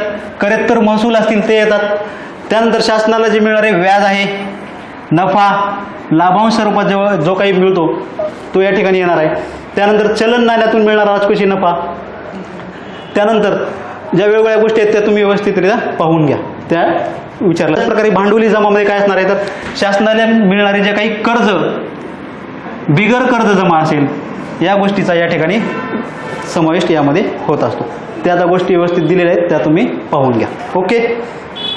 महसुली खर्चमध्ये काय गोष्टी येणार आहेत त्या गोष्टी या ठिकाणी दिलेल्या आहेत, त्या तुम्ही पाहून घ्या. आणि यावरती प्रश्न मग पुढे येऊ शकतो की महसुली खर्चमध्ये खालील कोणती गोष्ट समावेश असणार आहे आणि भांडवली खर्चमध्ये कोणती गोष्ट समावेश असणार आहे. तो या ठिकाणी दिलेली आहे. राईट. त्यानंतर आता नेक्स्ट क्वेश्चन बघा. FRBM वरती क्वेश्चन आलेला आहे. FRBM कायदा केव्हापासून लागू करण्यात आला? केव्हापासून लागू करण्यात आला विचारलेला आहे. FRBM कायद्याचं वर्ष आहे 2003. पण त्यांनी विचारलंय लागू कधी करण्यात आला. तर 5 जुलै 2004 साली कायदा लागू करण्यात आला आहे. राईट. तर त्यामध्ये FRBM कायद्यासंदर्भात काय वेगवेगळ्या समित्या स्थापन झाल्या. आता पुढे आपण त्याचं विश्लेषण पाहूया. बघा 2022 साली FRBM कायदा कधी लागू करण्यात आला विचारलेला आहे. त्यानंतरचा पुढचा प्रश्न बघा. 2016 साली NK सिंग समिती ही कशाची संदर्भात आहे असा क्वेश्चन आहे. तर NK सिंग समिती कशाची संदर्भात आहे? FRBMची संदर्भात आहे. म्हणजे ऑप्शन जर पाहिले 12वी वित्त आयोग, 12वी पंचवार्षिक योजना, 14वी वित्त आयोग आणि वित्तीय जबाबदारी अर्थसंकल्प व्यवस्थापन कायदा, ह्याचा जर आपल्याला अर्थ FRBMचा फुल फॉर्म माहीत असेल, फिजिकल रिस्पॉन्सिबिलिटी आणि बजेटरी मॅनेजमेंट ॲक्ट, म्हणजे काय असणार आहे FRBM. म्हणजे तुमच्या लक्षात आलं का या ठिकाणी लागू कधी झाला विचारलेला आहे. पुढे समिती विचारलेली आहे. तर FRBM संदर्भात वेगवेगळ्या समित्या आहेत, त्या समितीचा अभ्यास आपल्याला असणं आवश्यक आहे. तर NK सिंग समिती कधी स्थापन झाली आहे? 2016 साली झाली. ते पण तुम्ही लक्षात ठेवा. त्यानंतर बघा पुढचा क्वेश्चन 23 साली आलेला आहे. 22ला ते क्वेश्चन आले होते. पुढे काय आला? वित्तीय जबाबदारी आणि अंदाजपत्रक व्यवस्थापन कायदा, म्हणजे FRBM कायदा 2030 असे नमूद करतोय की केंद्र सरकारने डॅशपर्यंत महसुली तूट दूर करण्यासाठी योग्य उपाययोजना करणे आवश्यक आहे. म्हणजे 3च्या कायद्यामध्ये काय नमूद केलं होतं की कधीपर्यंत महसुली तूट दूर करायचे. तर त्यामध्ये काय 2008-9 पर्यंत महसुली तूट आपल्याला दूर करायची होती. त्यासाठी विजय केळकर यांच्या अध्यक्षतेखाली समिती स्थापन करण्यात आली होती 2003 साली. राईट. तर त्या समितीने काय 8-9 पर्यंत महसुली तूट दूर करायचं सांगितलेलं होतं. म्हणजे आपण त्या समित्या आपल्याला माहीत असणं आवश्यक आहे. आता आपण इथं त्या 3 समित्या ज्या आहेत 2003 साली काय विजय केळकर यांनी सांगितलं की 2008-9 पर्यंत काय करायचं आहे महसुली तूट 0 करायची आहे आणि राजकोषीय तूट 3% आणायची होती. त्यांचं टार्गेट होतं. त्यानंतर 2012 साली यांच्या अध्यक्षखाली विजय केळकर यांच्या अध्यक्षखाली समिती स्थापन झाली होती. त्यांचं पण टार्गेट अशाच प्रकारे होतं. ते काही लक्षात ठेवण्याची आवश्यकता नाही. त्यानंतर 2016 साली NK सिंग यांच्या अध्यक्षखाली समिती स्थापन झाली होती. त्यांचं टार्गेट 2018-19 पर्यंत होतं. तर त्यांना 3+5 एवढं टार्गेट साधित. सो त्यानंतरचा पुढचा प्रश्न बघा. 12व्या वित्त आयोगाने राष्ट्रीय आपत्ती निवारण निधीची योजना केंद्र आणि राज्याच्या योगदानासह डॅशच्या प्रमाणात चालू ठेवण्याची शिफारस केली आहे. आता 12वा वित्त आयोग विचारलेला आहे. हा असा रँडम क्वेश्चन एखादा येत असतो, त्यामुळे ह्याचं आपल्याला आन्सर माहीत असणं अपेक्षित नाही आहे. आता ह्याचं आन्सर 75 आणि 25 प्रमाणात दिलेलं आहे त्यांनी. तर आपल्याला मग जे वेगवेगळे वित्त आयोग आहेत ते आपल्याला अभ्यास करणं. त्यानंतर आता बघा बजेट या टॉपिकवरती दरवर्षी आयोग क्वेश्चन विचारते.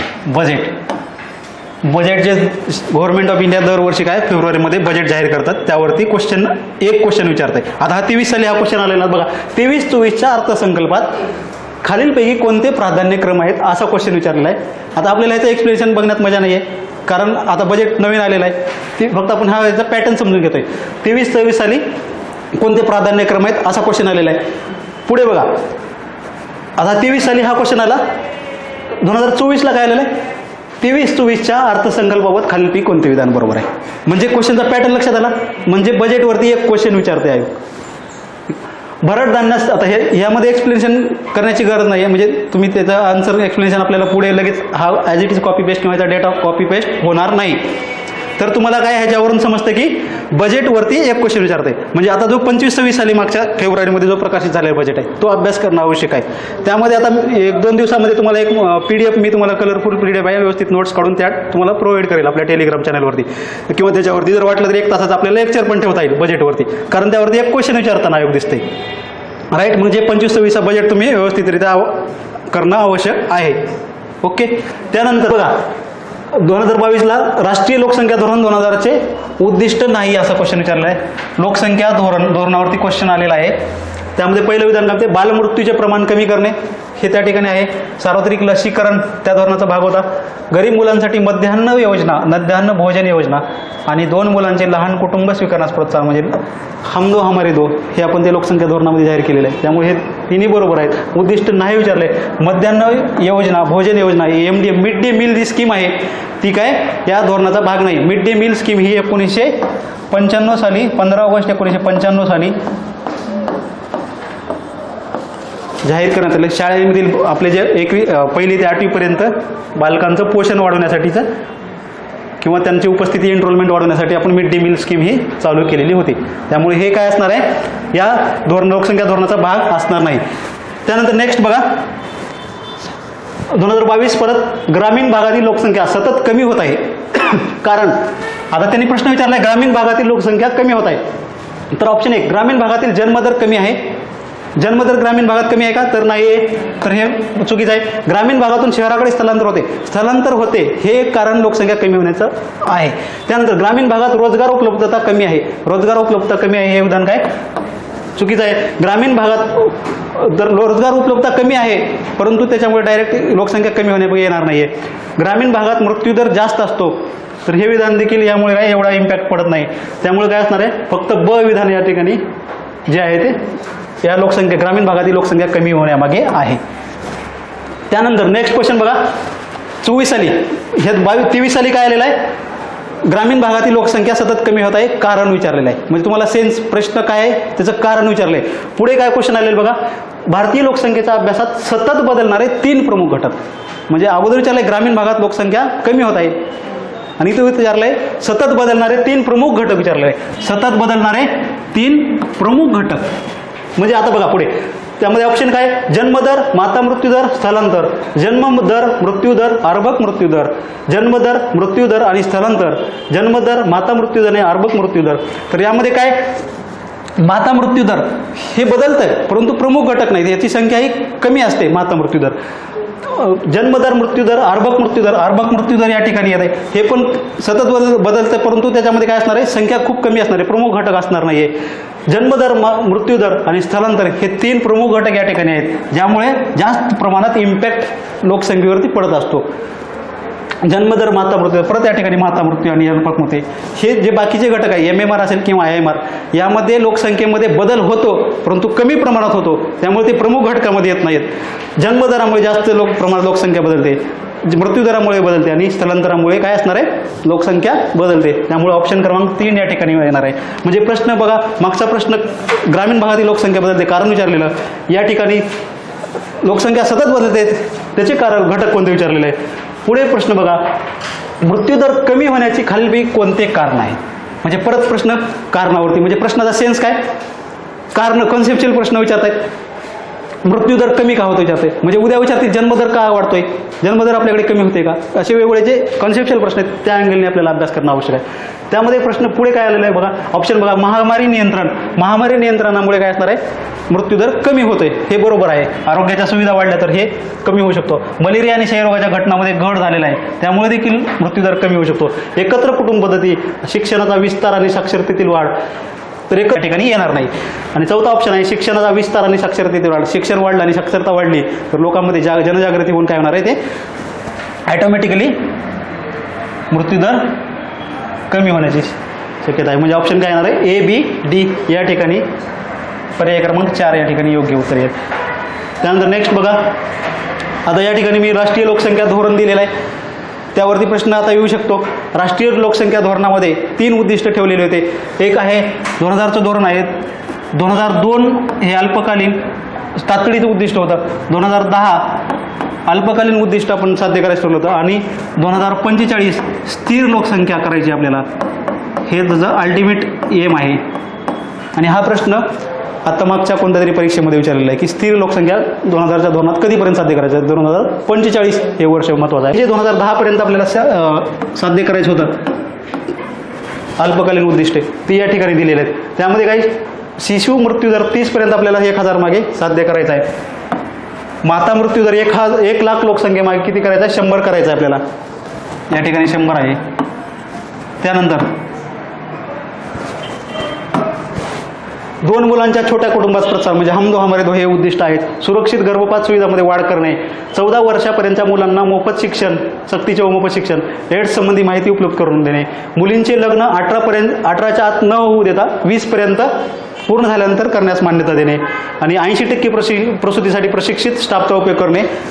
आता बघा, या ठिकाणी 80% प्रशिक्षित स्टाफ आहे आणि जनरली ओके ठीक आहे.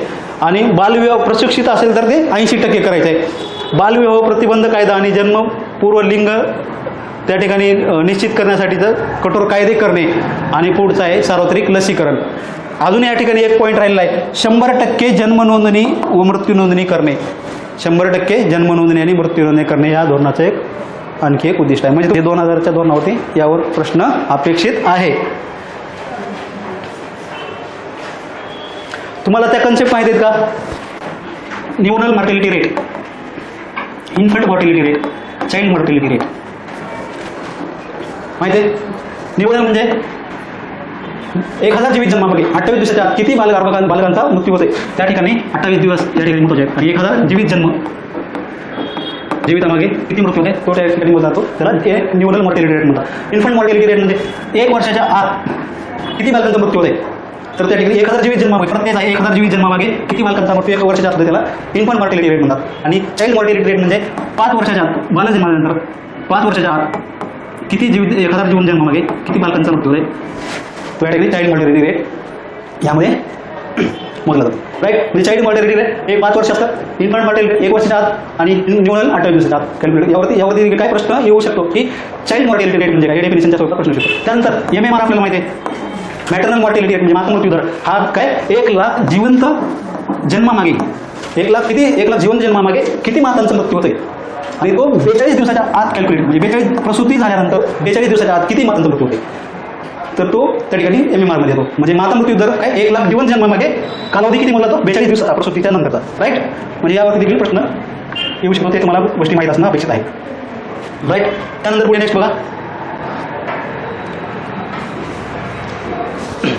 त्यानंतर टॅक्स या टॉपिकवरती प्रश्न आलेले आहेत. टॅक्सवरती आपण पाहणार आहोत. त्यामध्ये बघा, पहिला खालीलपैकी कोणते विधाने अयोग्य आहेत असा प्रश्न विचारलेला आहे.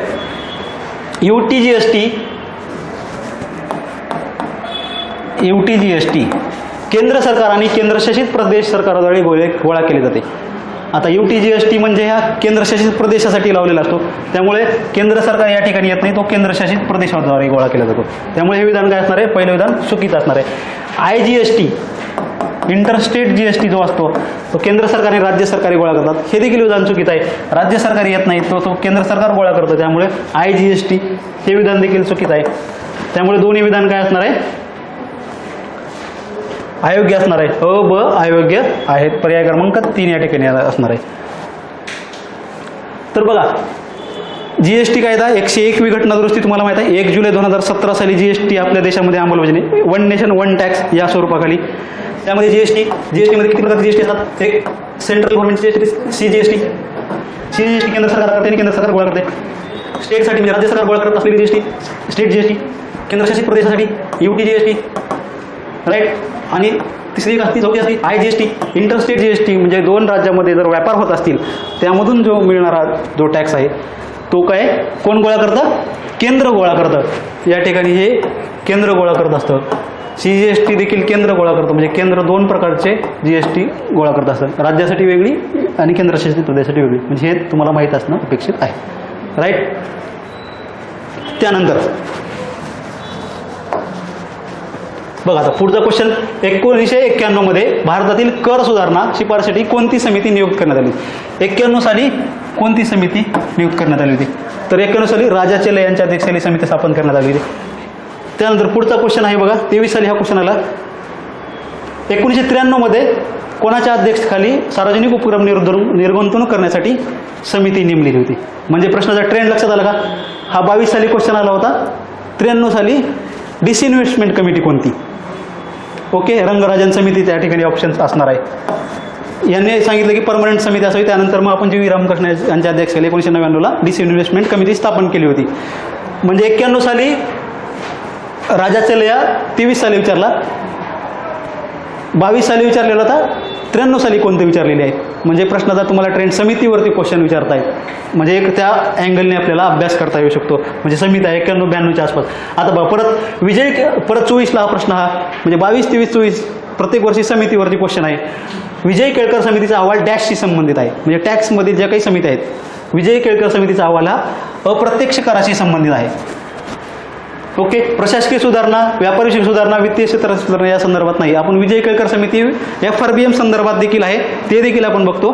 आणि हे अप्रत्यक्ष करासंदर्भात एक समिती होती, ती पण आपण या ठिकाणी पाहणार आहोत.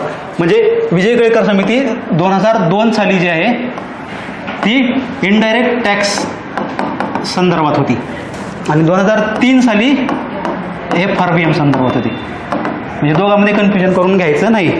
FRBM ॲक्ट 3ला होता, त्यामुळं 3 साली FRBMची होती आणि 2ला टॅक्स. आपल्याकडे 2 प्रकारचे टॅक्स असतात, डायरेक्ट टॅक्स, इनडायरेक्ट टॅक्स. त्यामुळे 2 टॅक्स असल्यामुळे 2002 हे लक्षात ठेवायला वर्ष सोपं आहे.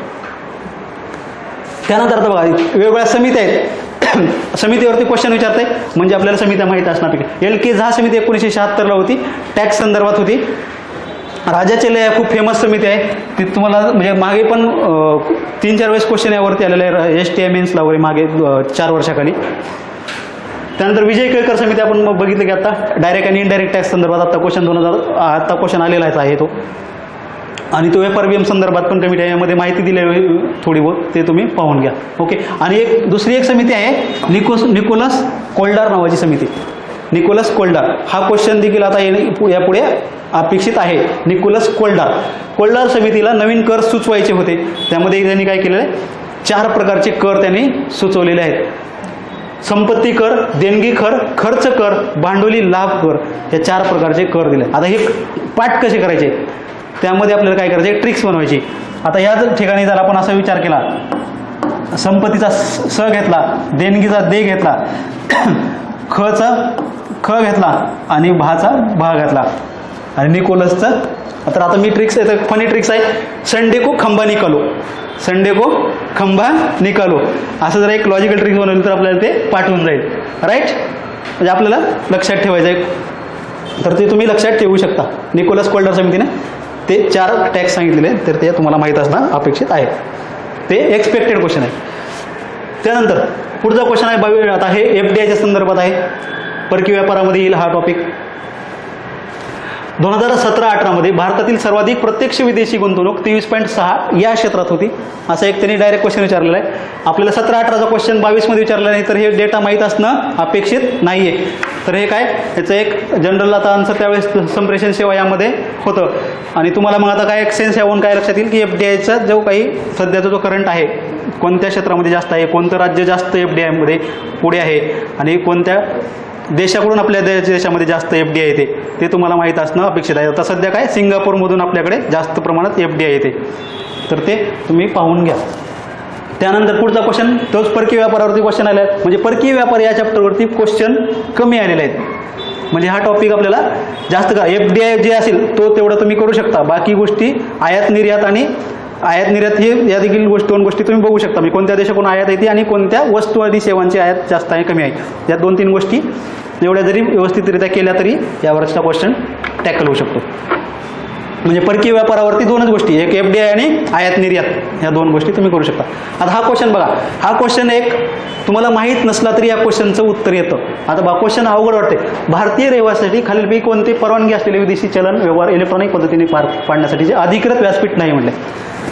म्हणजे विदेशी चलन व्यवहार इलेक्ट्रॉनिक पद्धतीने पार पाडण्यासाठी अधिकृत व्यासपीठ विचारलं आहे, त्यांनी नाही म्हटलं आहे. बघा आता आपल्याला क्वेश्चन अवघड वाटतो, परंतु प्रश्नामध्ये काय अधिकृत विचारलेलं आहे. अधिकृत व्यासपीठ कोणतं, आता ऑप्शन बघा. एक, मान्यता प्राप्त स्टॉक एक्सचेंज, मान्यता प्राप्त म्हणजे ते अधिकृतच असतं, म्हणजे हे बरोबर असू शकतं.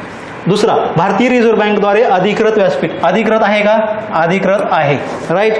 त्याच्यानंतर पुढचं, फॉरेक्स ट्रेडिंग सेवा देणारे कोणतेही ऑनलाईन व्यासपीठ. या ठिकाणी शब्द काय, कोणतेही म्हटलंय. कोणतेही म्हणजे अधिकृत येणार आहे का त्यामध्ये, अधिकृत बिल आणि अनधिकृत बिल, त्यामुळे हे विधान काय चुकीचं होईल. म्हणजे आपल्याला जे विचारले अधिकृत व्यासपीठ नाही, तर हे आन्सर येईल. आणि परकीय चलन व्यवहाराचा चौथा ऑप्शन बघा. परकीय चलन व्यवहार करण्यासाठी भारतीय रिझर्व्ह बँकेने प्राधिकृत केलेले बँक, प्राधिकृत म्हणजेच ते अधिकृत. त्यामुळे हे पण विधान बरोबर येईल. म्हणजे पर्याय क्रमांक 3 या ठिकाणी उत्तर येईल. म्हणजे ह्या प्रश्नाचं उत्तर माहीत असणं अपेक्षित नाही. तुम्ही जर प्रश्न वाचला तर तुम्हाला काय वाटेल की पॅनिक होऊन गेलं तर आपल्याला प्रश्नाचं उत्तर येणार नाही. आपण जर व्यवस्थित डेटा वाचला, प्रश्नाचं स्वरूप समजून घेतला तर आपल्याला या प्रश्नाचं उत्तरापर्यंत आपण जाऊ शकतो. राईट. कृषी या चॅप्टरवरती, कृषी हा टॉपिक आपल्याला सिलेबसमध्ये मेन्शन आहे शेती या नावानं. तर त्या कृषी या टॉपिकवरती आयोग दरवर्षी 2 क्वेश्चन विचारते. म्हणजे हा टॉपिक देखील आपल्याला महत्त्वाचा आहे. राईट. तर आपण आपला हा टॉपिक हा निग्लेक्टेड असो तर तो टॉपिक करणं महत्त्वाचं आहे आपल्यासाठी. आता बघा क्वेश्चन बघा, 22 आलेलं आहे. महाराष्ट्रात राज्य शासनाने नील क्रांती धोरण केव्हा जाहीर केलं? नील क्रांती धोरण, आता हे जनरल सेन्स आहे, आपण ते पाठ केलं तर आपल्याला उत्तर येणार. याच्यामध्ये लॉजिकल काही नाही. 2017 साली जाहीर केलेलं होतं. त्याच्या अगोदर एक क्वेश्चन आलेला होता मागच्या 21 साली, म्हणजे आपण 22, 23, 24 बघतोय, 21 साली होता. महाराष्ट्रात सेंद्रिय धोरण कोणत्या वर्षी जाहीर करण्यात आलेलं? तुम्ही प्रश्न पाहिला असेल तर तुमच्या लक्षात येईल. तर ते सेंद्रिय धोरण 2013 साली जाहीर करण्यात आलं. सेंद्रिय शेती धोरण, सेंद्रिय शेती. राईट. तर तो म्हणजे त्या अँगलनी प्रश्न आलेला होता. म्हणजे वेगवेगळे जे धोरण आहेत ते तुम्हाला माहीत असणं अपेक्षित आहे. त्यानंतर पुढचा क्वेश्चन बघा, 2020 साली कोणत्या राज्यात प्राथमिक कृषी पतसंस्थांची संख्या सर्वाधिक होती? तर प्राथमिक कृषी पतसंस्था सर्वाधिक असलेलं राज्य त्यावेळेस महाराष्ट्र होतं. त्यामुळे हे कृषीवरती या ठिकाणी प्रश्न आलेला आहे. म्हणजे 2022ला 2 क्वेश्चन आले. आता 23ला बघा, खाद्यतेलावरील राष्ट्रीय मिशन तेल पाम डॅशमध्ये सुरू करण्यात आले. पाम तेल, पाम ऑइल आपल्याला 2021 मध्ये सुरू केलं होतं, ऑगस्ट 21 मध्ये, त्यावेळेस लॉकडाऊन होतं. लॉकडाऊनमध्ये त्यानंतर परत 23 साली दुसरा क्वेश्चन, पीक विविधीकरण कार्यक्रम 2013-14 पासून डॅशची उपाययोजना म्हणून राबवण्यात आला. आता पीक विविधीकरण कार्यक्रम कोणत्या योजनेचा उपाययोजना म्हणून राबवण्यात आला? तर आता ऑप्शन बघा, ऑपरेशन ग्रीन, राष्ट्रीय कृषी विकास योजना म्हणजे RKVY नावाची योजना आहे, त्या योजनेची उपाययोजना म्हणून या पीक विविधीकरण कार्यक्रमाची सुरुवात करण्यात आली होती. त्यानंतर एक जिल्हा एक उत्पादन आणि भारतीय प्राकृतिक कृषी पद्धती योजना हे नाही आहे. तर याचा आन्सर हे आहे. तर RKVY नावाची योजना, राष्ट्रीय कृषी विकास योजना 2007 साली सुरू करण्यात आली होती. आणि त्याचं 2017 साली काय नाव चेंज केलेलं आहे, RKVY रफ्तार नावाने ही योजना चालू केलेली आहे आता. तर ती तुम्हाला कुठल्याही बुक्समध्ये मिळून जाईल, ते तुम्हाला व्यवस्थितरित्या माहीत असणं अपेक्षित आहे. त्यावरती 2 क्वेश्चन आलेले आहे. RKVY रफ्तार, कृषी उत्पादनासंदर्भात ज्या काही वेगवेगळ्या आपल्या गोष्टी, ज्वारी, बाजरी किंवा कडधान्य असतील त्यांचं उत्पादन वाढवण्यासाठी अम्ब्रेला स्कीम म्हणून ही योजना राबवली जाते. आता ऑप्शन्समध्ये दिलेली आहे बघा. आता कोणते? First option operation green. Operation green काय? तर ही एक ज्या काही आपल्या नाशवंत वस्तू असतात, म्हणजे टोमॅटो असेल, टॉप नावाने योजना ओळखली जाते, टोमॅटो, ओनियन, पोटॅटो. 2018 साली ही योजना जाहीर करण्यात आली होती. तर नाशवंत जे काही पदार्थ असतात, म्हणजे जे काही फळं भाजीपाला असतील त्यांचं नुकसान होऊ नये म्हणून ऑपरेशन ग्रीन नावाची योजना सुरू करण्यात आली होती. म्हणजे त्यांची मार्केटमधील जी व्हॅल्यू आहे ते स्टॅबिलाइज राहावं त्यासाठी ही स्कीम लागू करण्यात आली. म्हणजे यावर देखील प्रश्न पुढे विचारला जाऊ शकतो ऑपरेशन ग्रीनवरती. पुढे एक जिल्हा एक उत्पादन तुम्हाला माहीत असेल बघा. प्रत्येक जिल्ह्यातील नरेंद्र मोदी यांनी काय केलेलं आहे की प्रत्येक जिल्ह्यातील जे काही एखादं चांगलं उत्पादन असेल, अद्वितीय एखादं जर उत्पादन असेल तर त्या उत्पादनाला प्रोत्साहन देण्यासाठी वन डिस्ट्रिक्ट वन प्रोडक्शन अशी नावाची योजना ते उत्तर प्रदेशमध्ये सुरुवातीला 2018 साली सुरू करण्यात आली होती. तर ती 2022ला पूर्ण देशात राबवली जाते आता 2022 पासून. तर ते देखील तुम्हाला माहीत असणं अपेक्षित. त्यानंतर आता बघा हा क्वेश्चन 23ला. आता 24 साली क्वेश्चन काय आले, हरित. आता हे कृषीवरच क्वेश्चन आहे. वेगवेगळ्या क्रांत्या विचारल्यात, त्यांचं क्षेत्र विचारलेलं आहे, म्हणजे उत्पादन. हरित क्रांती तुम्हाला माहीत असतं आपल्याला अन्नधान्याच्या संदर्भात आहे. म्हणजे अचं 3 ऑप्शन जर लावलं तर एकाहूनच आपल्याला काय डायरेक्ट आन्सर मिळतं. त्यामुळे आपल्याला डायरेक्ट हे पर्याय क्रमांक 3 टिक करून पुढे जावं लागेल, कारण आपल्याकडे वेळ नाही कंबाईनमध्ये. त्यामुळे एकाहूनही तरी आपल्याला एक जरी माहीत असेल तरी आपण पुढे जाऊ शकतो. त्यानंतर सोनेरी क्रांती फळांच्या उत्पादनासंदर्भात आहे. निळी क्रांती जी आहे ती मत्स्य उत्पादनासंदर्भात आहे आणि पिवळी क्रांती जी तेलबिया संदर्भात आहे. ओके, ह्या वेगवेगळ्या क्रांत्या आहेत. त्यामध्ये तुम्हाला त्यांचे जनक पण काही क्रांतीचे दिलेत ते तुम्हाला माहीत असणं अपेक्षित आहे. बघा, हरित क्रांती अन्नधान्या संदर्भात आहे. स्वामीनाथन यांचे अध्यक्ष आहे, म्हणजे जनक आहेत. हरीचा स्वामी असं तुम्ही लक्षात ठेवू शकता. त्यानंतर आहे धवल क्रांती, म्हणजे दुधासंदर्भात आहे. वर्गीस कुरियन ह्याचे जनक आहेत. त्यानंतर पीत क्रांती तेलबिया संदर्भात सॅम पित्रोदा. पीत म्हणलं काय, पित्रोदा. या ठिकाणी तुम्ही कीवर्ड्स तसं लक्षात ठेवू शकता. आणि नील क्रांती मत्स्य संदर्भात आहे. तर अरुण कृष्णन, निळा कृष्ण असं तुम्ही लक्षात ठेवू शकता. ओके. आणि त्यानंतर पुढचं आहे सुवर्ण क्रांती. हे फलोत्पादन आणि मधाच्या संदर्भात आहे. त्याचे जे जनक आहेत ते निरपंख तुनाज. तर ह्याचं लक्षात कसं ठेवता, सुवर्णपंख या कीवर्ड्सने तुम्ही हे लक्षात ठेवू शकता. म्हणजे तुम्हाला वेगळ्या प्रकारे हे पाठ करण्याची आवश्यकता नाही. ह्याचे कीवर्ड्स आहेत. ओके, म्हणजे आपल्याला काय परीक्षेमध्ये आठवायला सोपं जाऊ शकतं. यावरती देखील जनक आणि क्रांती तो देखील प्रश्न विचारला जाऊ शकतो किंवा डायरेक्ट नील क्रांतीचे जनक कोणाला ओळखलं जातं असा पण प्रश्न विचारला जाऊ शकतो. ते तुम्हाला माहीत असणं अपेक्षित आहे आणि आपण कीवर्डच्या माध्यमातून ट्रिक्सच्या माध्यमातून ते लक्षात ठेवू शकतो. राईट. त्यानंतर पुढचा क्वेश्चन बघा. भारतीय राष्ट्रीय कृषी सहकारी विपणन संस्थेचे मुख्य उद्दिष्ट कोणते असं विचारले आहे. राष्ट्रीय कृषी सहकारी विपणन संस्था म्हणजेच काय ते नाफेड आहे. नाफेडवरती क्वेश्चन विचारलेला म्हणजे 2024 हा पण 24ला आलेला क्रांतीचा आणि हा पण 24ला, म्हणजे दरवर्षी 2 क्वेश्चन कृषी या टॉपिकवरती येताना दिसत आहेत. बघा आता नाफेडचे मुख्य उद्दिष्ट विचारले. अशा प्रकारचा जर प्रश्न आला तर त्यावेळेस काय करायचं. मुख्य उद्दिष्ट जर ज्यावेळेस विचारलेलं असेल तर त्यामध्ये एकच असतं. त्यामुळे ऑप्शनमध्ये या ठिकाणी अ व ड क व ब व क असे ऑप्शन्स या ठिकाणी येत नाहीत. ब व क म्हणजे सिंगल जे असतात सिंगल पर्याय त्या ठिकाणी उत्तर त्याकडे असण्याची शक्यता दाट असते. तर आपण व्यवस्थितरित्या अगोदर लॉजिक्सचा विचार न करता अगोदर ऑप्शन्स व्यवस्थित वाचून घेणे त्यानंतरच त्या लॉजिकल ट्रिक्सचा वापर करणे अपेक्षित आहे. ओके, बघा पहिला ऑप्शन नाफेड. नाफेड ही कृषी सहकारी विपणन संस्था आहे. तर कर्ज वाटप करणे तर नाफेड हे कर्ज वाटप करत नाहीये. त्यामध्ये वेगवेगळ्या बँक आहेत आपल्याकडे कर्ज वाटप करण्यासाठी. ग्रामीण औद्योगिकरणाला चालना देण्यासाठी सीड बी असेल किंवा नाबार्ड असेल या संस्था त्या ठिकाणी काम करतात. त्यामुळे हे पण येणार नाही. कृषी मालाचे सहकारी तत्वावर विपणन करण्यास प्रोत्साहन देणे. सहकारी तत्वावर विपणन बघा या ठिकाणी सहकारी तत्वावर विपणन दिलंय आणि इथं सहकारी विपणन संस्था आपल्याला विचारली आहे. त्यामुळे ते जरी आपल्याला लॉजिकली अटॅच करता आलं किंवा लॉजिकली सेन्स लावता आला तर त्या ठिकाणी आपण उत्तर आपण म्हणजे क हे ठिकाणी बरोबर आहे. स्वस्त दरात कृषी उत्पादन विकणे हे विक्रीचं त्यांचं काम नाही आहे स्वस्त दरात. तर क या ठिकाणी आता ब आणि क मध्ये तुम्ही कन्फ्युजन झाला असेल तर फक्त क वरती जाण्यासाठी आपल्याला हे कीवर्ड्स या ठिकाणी मदत करू शकतो. म्हणजे प्रश्न अवघड जरी असला तरी त्याचं उत्तर हे सोपं आहे. जर व्यवस्थित पर्याय वाचले तर त्याचं उत्तरापर्यंत आपण सहजरित्या पोहोचू शकतो. राईट. आता वेगवेगळ्या त्या संस्था आहेत कृषीच्या संदर्भात त्या ठिकाणी आपण दिलेल्या आहेत. नाफेड असेल 1958ला स्थापना आहे. दिल्लीला त्याचं मुख्यालय आहे आणि कृषी निर्यातीला चालना देण्यासाठी या संस्थेचं कार्य असतं. त्यानंतर दुसरी संस्था ट्रायफेड आहे. 1987 साली स्थापना आहे. नवी दिल्लीलाच मुख्यालय आहे. जे आदिवासी क्षेत्रातील जे वन उत्पादने असतात त्यांचं उत्पादन वाढवण्यासाठी हे ट्रायफेड काम करत असतं. त्यानंतर ॲग्रिकल्चर जे ॲपेडा नावाची संस्था आहे त्यामध्ये 1986ला तिची स्थापना आहे आणि तिचं मुख्यालय देखील दिल्लीच आहे. फळे भाजीपाला मटण डेअरी उत्पादने असतील लोणचे पापड निर्यातीला चालना देण्यासाठी या ॲपेडा संस्थेचं काम त्या ठिकाणी असतं. त्यानंतर एमपेडा मरीन प्रॉडक्ट्स जे असतात त्या संदर्भात एमपेडा नावाची संस्था आहे. मरीन म्हटलं की काय येणार आहे तर ती कोची या ठिकाणी त्याचं मुख्यालय. बाकीच्या सर्वांचं दिल्ली आहे आणि एमपेडा म्हणजे मरीन प्रॉडक्ट्स असतात त्यामुळे आपल्याला मरीन म्हणजे कोची या ठिकाणी त्याचं सागरी जे उत्पादन असतात त्यांना चालना देण्यासाठी ही संस्था काम करत असते. त्यामुळे हे लक्षात ठेवणं आपल्याला सोपं जाईल. मरीन एवढंच फक्त लक्षात ठेवायचं. बाकी संस्थेचं काय असणार आहे मुख्यालय दिल्ली आहे. उद्या आपल्याला यावरती प्रश्न देखील विचारला जाऊ शकतो. नाफेडवरती विचारलेला आहे तर बाकीच्या संस्थेवरती देखील विचारलेला जाऊ शकतो. हे आपलं काय असणार आहे प्रेडिक्ट क्वेश्चन. बघा हे जोडा आता उद्योगाच्या चॅप्टरवरती क्वेश्चन आलेला आहे 22री. आता हा जोड्या लावा जनरल सेन्स आहे ह्याच्यावरती विशेष अभ्यासाची आपल्याला आवश्यकता नाही.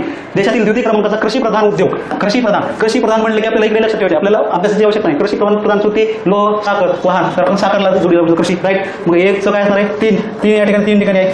त्यानंतर देशातील सर्वात जुना व संघटित क्षेत्रातील उद्योग तुम्हाला लक्षात येते का बघा नाही आला आणि औद्योगिकरणास कारणीभूत ठरणारा उद्योग आणि नवीन तंत्रज्ञानाचा वापर. नवीन तंत्रज्ञानाचा वापर आपण बघतो की जे आता ऑटोमॅटिक कार वगैरे आलेले आहेत याचा वापर करून त्यामुळे वाहन उद्योग त्या ठिकाणी आपण लॉजिक लावू शकतो. डीचं 4 घेतलं तर या ठिकाणी 4 पण आपल्या जर पाहिलं तर 2 ठिकाणी आहे. त्यानंतर आपण आता औद्योगिकरणाला चालना देण्यासाठी आपण काय कोणता लोह आणि स्टील उद्योग हे उद्योगाला चालना देण्यासाठी वापरतात. आपण दुसऱ्या पंचवार्षिक योजनेमध्ये औद्योगिकरणाला चालना देण्यासाठी भर दिलेला होता.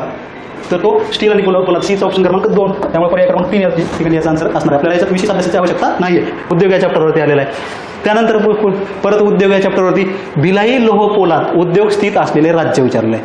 औद्योगिकरण तुम्हाला माहिती आहे दुसऱ्या पंचवार्षिक योजनेमध्ये आपण 3 पोलाद उद्योग चालू केले होते. भिलाई रूरकेला आणि दुर्गापूर हे या ठिकाणी या दुसऱ्या पंचवार्षिक योजनेत चालू केले होते. त्यावर हा प्रश्न आलेला आहे. भिलाई उद्योग कोणत्या राज्यात आहे तर तो छत्तीसगडमध्ये आहे. तर मग तुम्हाला त्या दुसऱ्या पंचवार्षिक योजनेत आलेले भिलाई दुर्गापूर आणि रूरकेला हे तिघाचे स्टेट माहीत असेल. IIT रुरकी तुम्हाला माहीत असेल, रुरकीला ओडिसा राज्यामध्ये आहे पहिली IIT. दुर्गापूर हे वेस्ट बेंगॉलमध्ये आहे आणि भिलाई आपण बघितलं की छत्तीसगडमध्ये आहे. हे दुसऱ्या पंचवार्षिक योजनेमध्ये आलेले पोलाद उद्योग आहे. त्यानंतर चौथ्या पंचवार्षिक योजनेत देखील एक बोकारो नावाचा उद्योग आला, तो कोणत्या राज्यात आहे? तो झारखंडमध्ये आहे, तो देखील माहीत असणं अपेक्षित आहे. त्यानंतर 6व्या पंचवार्षिक योजनेमध्ये 2 पोलाद उद्योग आलेले ते विशाखापट्टणम म्हणजे विझाग आणि सालेम, ते देखील तुम्हाला माहीत असणं अपेक्षित आहे. विशाखापट्टणम विझाग कुठे आहे? आंध्र प्रदेशमध्ये आहे आणि सालेम हे तामिळनाडूमध्ये आहे. हे दोन्ही आपल्याला माहीत असणं अपेक्षित आहे. ते देखील तुम्ही नोट करून घेऊ शकता, त्यावर देखील प्रश्न विचारला जाऊ शकतो. ओके.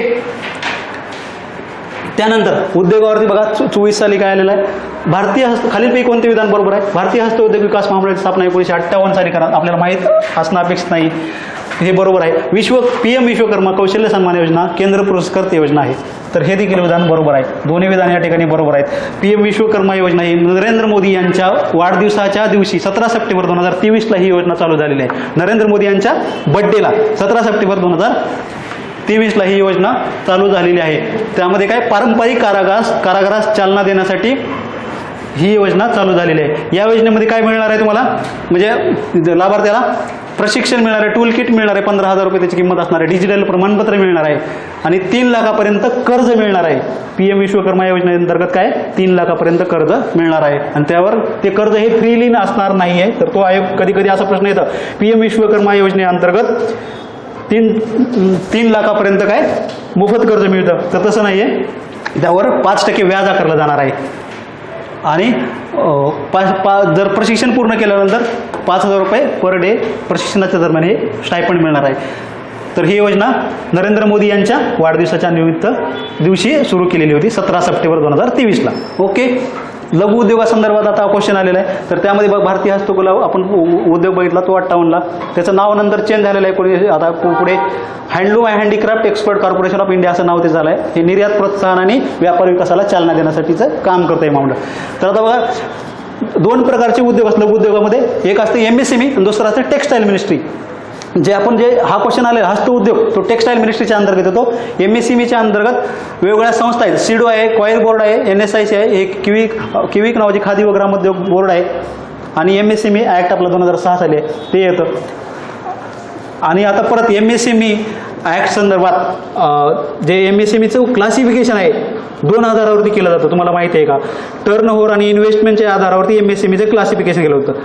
MSME म्हणजे मायक्रो स्मॉल मीडियम माहिती आहे तुम्हाला, तर त्याचं क्लासिफिकेशन हे 2 आधारावरती केलं जातं, टर्नओव्हर आणि इन्व्हेस्टमेंटच्या आधारावरती. आणि त्याचं आता ह्या जे नवीन अर्थसंकल्प आता 25-26 आला आहे त्यामध्ये जे स्ट्रक्चर आहे ते थोडं चेंज झालेलं आहे. त्यावर एक करंटली म्हणजे आता सध्या पुढच्या परीक्षेमध्ये एक्सपेक्टेड क्वेश्चन असू शकतो, तर ते तुम्ही अभ्यास करणं अपेक्षित आहे. त्यानंतर पुढचा क्वेश्चन आहे बघा की आंतरराष्ट्रीय नाणेनिधी 2024मध्ये नमूद केलेल्या माहितीनुसार जगातील सर्वात मोठ्या अर्थव्यवस्था विचारलेल्या आहे. त्यामध्ये बघा एक क्रम विचारलेला आहे IMFच्या नुसार सर्वात 5 मोठ्या अर्थव्यवस्था. त्यामध्ये आपल्याला बघायचं आहे, आपल्याला जनरली माहीत असतं सर्वात मोठी अर्थव्यवस्था कोणती आहे? अमेरिका. आता ऑप्शन काय? अमेरिका. त्यानंतर दुसऱ्या ऑप्शनमध्ये बघा अमेरिका, भारत 2 नंबरला आहे का आपल्याला माहिती आहे, कुठेतरी 4थ्या किंवा 5व्या 6व्या अशा रँकमध्ये आहे. 2 नंबरला आपण नाही, 2 नंबरला चीन असतं. त्यामुळे तुम्हाला माहीत नसलं तरी डायरेक्टली उत्तर येतं, म्हणजे इथं जास्त माहीत असण्याची अपेक्षा नाही आहे. भारत, अमेरिका, चीन, जर्मनी, जपान, भारत असा क्रम 2024 साली होता. IMFने 2025 साली आता एका अहवाल जाहीर केलेला आहे. त्यामध्ये आता आपण काय केलेलं आहे, जपानला मागे टाकत 4थ्या क्रमांकाला आपण गेलेला आहे. म्हणजे आता जर प्रश्न आला तर भारत काय येणार आहे? 4थ्या क्रमांकावर आलेला आहे. तर पुढे प्रश्न काय येऊ शकतो की भारताने नुकताच 4था क्रमांक मिळवलेला आहे, तर कोणत्या देशाला मागे टाकून मिळवलेला आहे अशा प्रकारचा प्रश्न येऊ शकतो. तर आपल्याला तिथं जपान माहीत असणं अपेक्षित आहे. राईट. त्या ठिकाणी आपण मागच्या वर्षी UKला मागे टाकून 5वा क्रमांक मिळवला होता, आता जपानला मागे टाकून 4था क्रमांक मिळवलेला आहे, हे तुम्हाला माहीत असणं अपेक्षित आहे. त्या पुढे जाऊन प्रश्न अजून ह्याच्यावर कसा फ्रेम होऊ शकतो, IMF या ठिकाणी दिले. प्रश्न सेटर करण्याला वाटलं की IMF वरती प्रश्न विचारूया, तर ते IMF वरती देखील प्रश्न विचारू शकतात. त्यामुळे IMFचा आपल्याला थोडा बहुत माहीत असणं अभ्यास असणं अपेक्षित आहे. त्यामध्ये आपण पुढे IMFचा थोडा बहुत माहिती आपण या ठिकाणी दिलेली आहे. IMF काय 1944ला स्थापना आहे. ब्रेटन वूड परिषद झालेली होती, त्यामध्ये IMFची स्थापना झाली होती. ब्रेटन वूड परिषदेमध्ये आणखी एका संस्थेची स्थापना झाली होती, वर्ल्ड बँक. वर्ल्ड बँकेची देखील स्थापना याच परिषदेमध्ये झाली होती. तिचं डेट काय स्थापनेची 31 डिसेंबर 1945 हे स्थापनेचं डेट आहे. मुख्यालय वॉशिंग्टन DC या ठिकाणी आहे. आणि IMFचं चलन SDR आहे. अगोदर स्पेशल ड्रॉइंग राईट्स हे चलन आहे सध्या. या 1971 पर्यंत डॉलर हे चलन होतं. हाच प्रश्न आत्ता कुठल्या तरी परीक्षेला मेन्सला हा प्रश्न आला होता की IMFचं 1971 पर्यंत मेन्सला group C mains something I think 1971 पर्यंत कोणतं चलन होतं असा प्रश्न आलेला आहे. तर 1971 पर्यंत डॉलर हे चलन होतं. त्यानंतर आता चलन कोणतं झालेलं आहे SDR हे चलन झालेलं आहे. आता प्रश्न येऊ शकतो तुम्हाला की कोणतं चलन आहे सध्या IMFचं, तर SDR स्पेशल ड्रॉइंग राईट असा प्रश्न येऊ शकतो. किंवा स्पेशल ड्रॉइंग राईट हे चलन कोणत्या संस्थेचं आहे असा पण उलटा क्वेश्चन येऊ शकतो. तर ते तुम्हाला माहीत असणं अपेक्षित आहे. त्यानंतर IMFचं प्रमुख कार्य आहे बॅलन्स ऑफ पेमेंट मधील असंतुलन दूर करणे हे त्याचं काम आहे. आयात निर्यातीमध्ये जर असंतुलन निर्माण झालं तर त्यावेळेस कर्ज IMF देतात. म्हणजे 1991ला ज्यावेळेस आपल्याला आयात मागवण्यासाठी आपल्याकडे डॉलरमध्ये पैसा नव्हता त्यावेळेस IMF कर्ज उपलब्ध करून देतं. ते एक कार्य जरी माहीत असेल तरी तुम्हाला प्रश्न सुटू शकतो. प्रत्येक परीक्षेमध्ये आतापर्यंत खूप वेळेस प्रश्न आलेला आहे IMFच्या कार्यावरती. त्यामध्ये हा ऑप्शन जरी तुम्हाला माहीत असेल बॅलन्स ऑफ पेमेंट तर डायरेक्ट उत्तर तुम्हाला निघून जातं. आणि वर्ल्ड बँक आहे. वर्ल्ड बँकेचं 31 डिसेंबर त्यावेळी 27 डिसेंबरला तिचं स्थापना आहे. 27 डिसेंबर 1945ला वॉशिंग्टन DC हेच त्याचं मुख्यालय आहे. आणि वर्ल्ड बँक IMF हे बॅलन्स ऑफ पेमेंट संदर्भात कर्ज देतं आणि वर्ल्ड बँक हे इन्फ्रास्ट्रक्चर डेव्हलपमेंट संदर्भात कर्ज देत असतं. म्हणजे तुम्हाला परीक्षेमध्ये प्रश्न आला वर्ल्ड बँकेचं कार्य ओळखा तर तिथं कार्य कोणतं नाही म्हणून प्रश्न येईल. त्यामध्ये बॅलन्स ऑफ पेमेंट हा ऑप्शन असेल तर तो IMFचा असणार आहे. आणि IMFचं जर कार्य विचारलं तर त्यामध्ये इन्फ्रास्ट्रक्चर डेव्हलपमेंट हा असा ऑप्शन असतोय. म्हणजे मागे आलेल्या प्रश्नामध्ये तसंच ऑप्शन आहे. त्यामुळे हे ऑप्शन वर्ल्ड बँकेचं आहे आणि हे IMFचं आहे. हे दोन गोष्टी जरी माहीत असतील तरी तुम्हाला IMF आणि वर्ल्ड बँकेच्या कार्याचा प्रश्न आला कार्यावर आधारित तर तो तुम्हाला व्यवस्थितरित्या सुटू शकतो. राईट, क्लिअर होतं हे सगळ्या गोष्टी.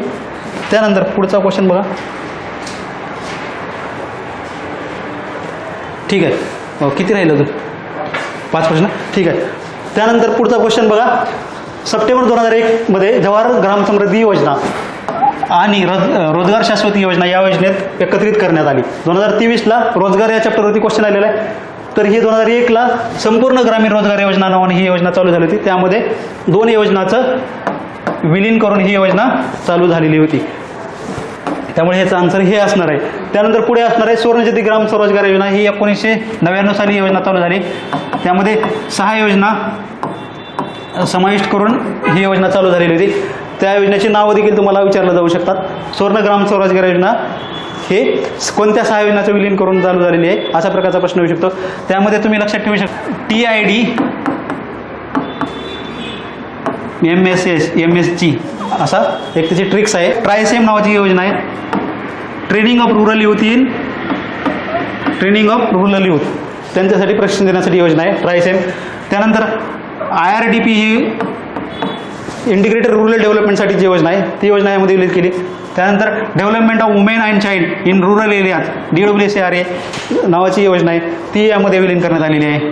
त्यानंतर मिलियन वेल स्कीम म्हणजे विहिरींचा विकास किंवा जलस्रोतांचा विकास करण्यासाठी गंगा कल्याण नावाची योजना आहे GKW ही गंगा कल्याण नावाची योजना. त्यानंतर आहे S म्हणजे SITRA small improved tools in rural areas. म्हणजे हे जे योजना आहे ते रुरल एरियामध्ये असल्यामुळे ह्या ज्या योजना आहेत त्या सर्व ग्रामीण भागामध्ये आहे. ह्याची ट्रिक्स काय आहे TID मेसेज म्हणजे तायडीचा मेसेज अशी त्याची ट्रिक्स होईल. त्यामुळे ते तुम्हाला डायरेक्टली पाठ करणं सोपं जाईल. राईट. ग्राम स्वराज प्रधानमंत्री ग्राम योजना 2006 साली झालेली आहे. ती योजना विशेष काही नाही. सुवर्णजयंती शहरी रोजगार योजना ही 1997 साली 3 योजनांचं एकत्रित करून ही योजना चालू करण्यात आली होती. यामध्ये काय 3 योजना आहेत. नेहरू रोजगार योजना यामध्ये विलीन केली. ही शहरी बघा नेहरू रोजगार योजनेवरती गेल क्वेश्चन आलेला होता. नेहरू रोजगार योजना ही कशाची संदर्भात आहे तर त्यांनी सांगितले ग्रामीणची संदर्भात आहे असं पुढे क्वेश्चन आलेला आहे. तर ती काय शहरी भागाची संदर्भात योजना आहे. त्यामुळं हे तुम्हाला लक्षात ठेवणं अपेक्षित आहे. त्यानंतर ह्या योजनेमध्ये 3 योजना काय urban basic service for poor आणि prime minister integrated poverty eradication programme नावाने ही योजना चालू केलेली आहे. म्हणजे हे 3 योजना शहरी रोजगार योजनेमध्ये आहेत. ग्राममध्ये 6 योजना विलीन झालेल्या आहेत. ह्या दोघांचे वर्ष संपूर्ण ग्रामीण रोजगार 2001 साली आले. ते आपण पाहिलं की 2 योजनांचं विलीनीकरण झालेलं आहे. म्हणजे 23 साली काय आलेलं आहे, संपूर्ण ग्रामीण रोजगारावरती प्रश्न आलेला आहे. पुढच्या प्रश्नामध्ये काय आलेलं बघा, पुढे 22 साली काय आला होता, 23 साली संपूर्ण ग्रामीण रोजगार योजनावरती आला होता. 22 साली परत त्यामध्ये संपूर्ण ग्रामीण रोजगार योजना 2001 मध्ये सुरू करण्यात आली. कॉपी पेस्ट आहे का कॉपी पेस्ट आहे. महात्मा गांधी राष्ट्रीय रोजगार हमी योजना फेब्रुवारी 6 मध्ये सुरू करण्यात आली होती. तर हे विधान देखील काय बरोबर आहे. MG नरेगा आपल्याला माहीत असतं. नेहरू रोजगार योजना ऑक्टोबर 89 मध्ये ग्रामीण गरिबांच्या फायद्यासाठी सुरू करण्यात आली. आपण आत्ताच पाहिलं की नेहरू रोजगार योजना ही ग्रामीण आहे का, तर ती शहरी भागातील लोकांसाठी आहे. त्यामुळं C विधान या ठिकाणी चुकीचं आहे. तर ऑप्शन दिलेल्या विधानापैकी कोणते विधान योग्य विचारलेले आपल्याला, योग्य विधान A आणि B आहे. त्यामुळे पर्याय क्रमांक 3 या ठिकाणी याचा आन्सर असणार आहे. म्हणजे तुम्हाला लक्षात येते का की कसा कॉपी पेस्ट प्रश्न झालेला आहे. संपूर्ण ग्रामीण रोजगार योजना MG नरेगावरती विचारलेला आहे. पुढे त्याची लिंकिंग कशी असणार आहे, आता पुढे काय प्रश्न येऊ शकतो, तर बघा MG नरेगा योजना, MG नरेगा योजना ही जे आपण 2001 साली, आता हे 2006 साली 2 फेब्रुवारी 2006 साली योजना सुरू झालेली आहे. 2005चा ॲक्ट त्या ठिकाणी केला होता. त्या योजनेची व्यवस्थित तुम्हाला माहिती असणं अपेक्षित आहे. ही योजना ही संपूर्ण ग्रामीण रोजगार योजना 2001 साली सुरू झालेली आहे. आपला मागे प्रश्न आला ती योजना plus national food for work programme हे दोघांचं मिळून ही योजना चालू झालेली आहे. मग आता प्रश्न उद्या हा प्रश्न MG नरेगा योजना ही कोणत्या 2 योजनांचं विलिनीकरण करून सुरू करण्यात आलेली आहे, तर ह्या 2 योजनाचा.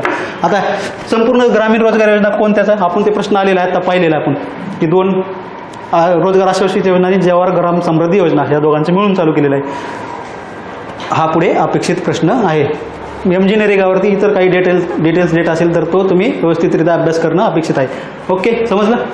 त्यानंतर नेक्स्ट गरिबी, आता परत गरिबीच्या अगोदर आले रोजगारावरती योजना, त्यावरती प्रश्न आलेला आहे.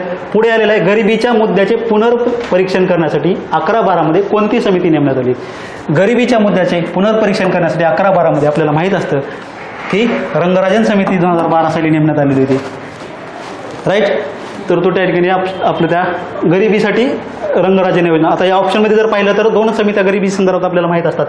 आता या RC दत्त एक समिती आहे पण ती जुनी आहे. 11-12 मध्ये लकडवाला देखील काय जुनी समिती 1989 ही समिती स्थापन झालेली होती. रंगराजन ही 2012ला स्थापन झालेली आहे. ते आपल्याला ऑप्शन्स त्या ठिकाणी क्लिक करता येऊ शकतात. त्यानंतर परत क्वेश्चन बघा, आता परत आला 23ला, मागचा क्वेश्चन होता 22ला आलेला होता. हा क्वेश्चन आहे खालील निकषाच्या आधारे 11-12 या वर्षासाठी नियोजन आयोगाने दारिद्र्य रेषा निश्चित केली. 11-12 आपण पाहिलं. 11-12 मध्ये 11-12 संदर्भात 2 समित्याची आकडेवारी उपलब्ध आहे, तेंडुलकर आणि रंगराजन. तर आता ऑप्शन आपल्याला इथं समिती विचारलेली नाही, त्यांनी दारिद्र्य रेषा विचारलेली आहे. दरडोई उत्पन्न प्रति महिना, पहिलं ऑप्शन बघा, दरडोई प्रति उत्पन्न प्रति महिना ग्रामीण भागासाठी 816 आणि शहरी भागासाठी 1000. तर हे तेंडुलकर समितीच्या अहवालामध्ये दिलेलं आहे त्यांनी 11-12. तर हे विधान बरोबर आहे. दुसरं विधान दरडोई उत्पन्न प्रतिदिन ग्रामीण भागासाठी 47 आणि शहरी भागासाठी 32. आता रंगराजन समितीने काय सांगितलेलं आहे की ग्रामीण भागासाठी 32 रुपये आणि शहरी भागासाठी 47 रुपये असं सांगितलेलं आहे. म्हणजे हे विधान रंगराजन समिती संदर्भात बरोबर आलं असतं जर ते उलट करून दिलेलं आहे. जर तसं दिलं असतं तर ते बरोबर राहिलं असतं, पण त्यांनी मुद्दाम चुकवलेलं आहे. हे रंगराजन समिती संदर्भात विधान आहे आणि पहिलं जे तेंडुलकर समिती संदर्भात आलेलं आहे तर ते विधान पहिलं बरोबर आहे. म्हणजे आपलं ऑप्शन काय, पहिलं विधान बरोबर आहे. तिसरं विधान दरडोई उत्पन्न प्रतिदिन 49 आणि 56 हे असं काही नाही आहे, काय 1 बरोबर आहे. म्हणजे आपल्याला काय अपेक्षित आहे, आता पुढे 23ला आलेला की 2 समित्या ह्या रंगराजन आणि तेंडुलकर समित्या तुम्हाला माहीत असणं अपेक्षित आहे. तेंडुलकर समिती संदर्भात तुम्हाला माहीत आहे बघा, तेंडुलकर समिती 2005ला आली, 9ला त्यांनी रिपोर्ट दिला. त्यांचं कॅलरीज प्रमाण ग्रामीण भागासाठी 2400, शहरी भागासाठी 2100. 11-12 मध्ये त्यांनी आकडेवारी दिली आहे 816 ग्रामीण भागासाठी, शहरी भागासाठी 1000 रुपये दिलेले आहे. हे तुम्हाला माहीत असणं अपेक्षित आहे. ओके. आणि दारिद्र्याचं प्रमाण त्यांनी सांगितलेलं आहे 11-12 नुसार 21.9% सांगितलेलं आहे आणि 9-10 मध्ये 29.8% सांगितले. दोन्ही आकडे तुम्हाला माहीत असणं अपेक्षित आहे. त्यानंतर रंगराजन समितीची आकडेवारी बघा, 2012 साली समिती आली होती, 14 साली रिपोर्ट दिलेला आहे त्यांनी आणि त्यांचं कॅलरी मूल्य ते मला माहीत असणार. तर तेंडुलकर 2421 आहे, इथं काय 2155 आणि 2090 शहरी भागासाठी. हे दोन्ही आकडे तुम्हाला कॅलरीजच्या स्वरूपात जे आहे ते माहीत असणं अपेक्षित आहे. त्यानंतर खर्चाच्या पातळीचा विचार केला तर ग्रामीण भागामध्ये आता ग्रामीण भागात 972 रुपये आणि शहरी भागामध्ये 1407 रुपये खर्चाची पातळी त्यांनी सांगितलेली आहे. हे दोन्ही तुम्हाला माहीत असणं अपेक्षित आहे. आणि दिवसा गणित जर आपण विचार केला तर 32 रुपये आणि शहरी भागासाठी 46.9 म्हणजे 47 रुपये जवळपास हे दोन्ही आकडे आपल्याला माहीत असणं अपेक्षित आहे. ओके. त्यानंतर कॅलरीजच्या स्वरूपात आपण पाहिलेलं आहे आणि त्यांनी दारिद्र्य किती सांगितलेलं आहे 2011-12मध्ये 29.5 सांगितलेलं आहे. तेंडुलकरने किती सांगितलं आहे 21.9 सांगितलेलं आहे. 2014 साली अरविंद पनगडिया यांच्या अध्यक्षतेखाली एक समिती नेमली होती ग्रामीण म्हणजे गरिबीच्या दारिद्र्याच्या पुनर्लोकनासंदर्भात रिव्ह्यू संदर्भात. तर त्यांनी काय सांगितलं की दारिद्र्याचं मापन आम्ही करत नाही तर तेंडुलकर समितीने जे आकडेवारी दिले तर ती प्रमाण मानून त्यानुसार दारिद्र्याची मोजणी करण्यात यावी. म्हणजे सध्या केंद्र सरकारने तेंडुलकर समितीचा अहवाल आपल्याला म्हणजे त्या समितीने अरविंद पनगडिया यांनी काय सांगितलं की तेंडुलकर समितीचा अहवाल तुम्ही स्वीकारा. म्हणजे तेंडुलकर समितीनुसार सध्या दारिद्र्यरेषा मोजली जाते. म्हणजे आपल्याला तेंडुलकर समिती महत्त्वाची आहे. ओके. तर त्यामुळे ह्यामध्ये त्यांनी काय 21.9% आहे. हे अगोदर आले 2005 साली.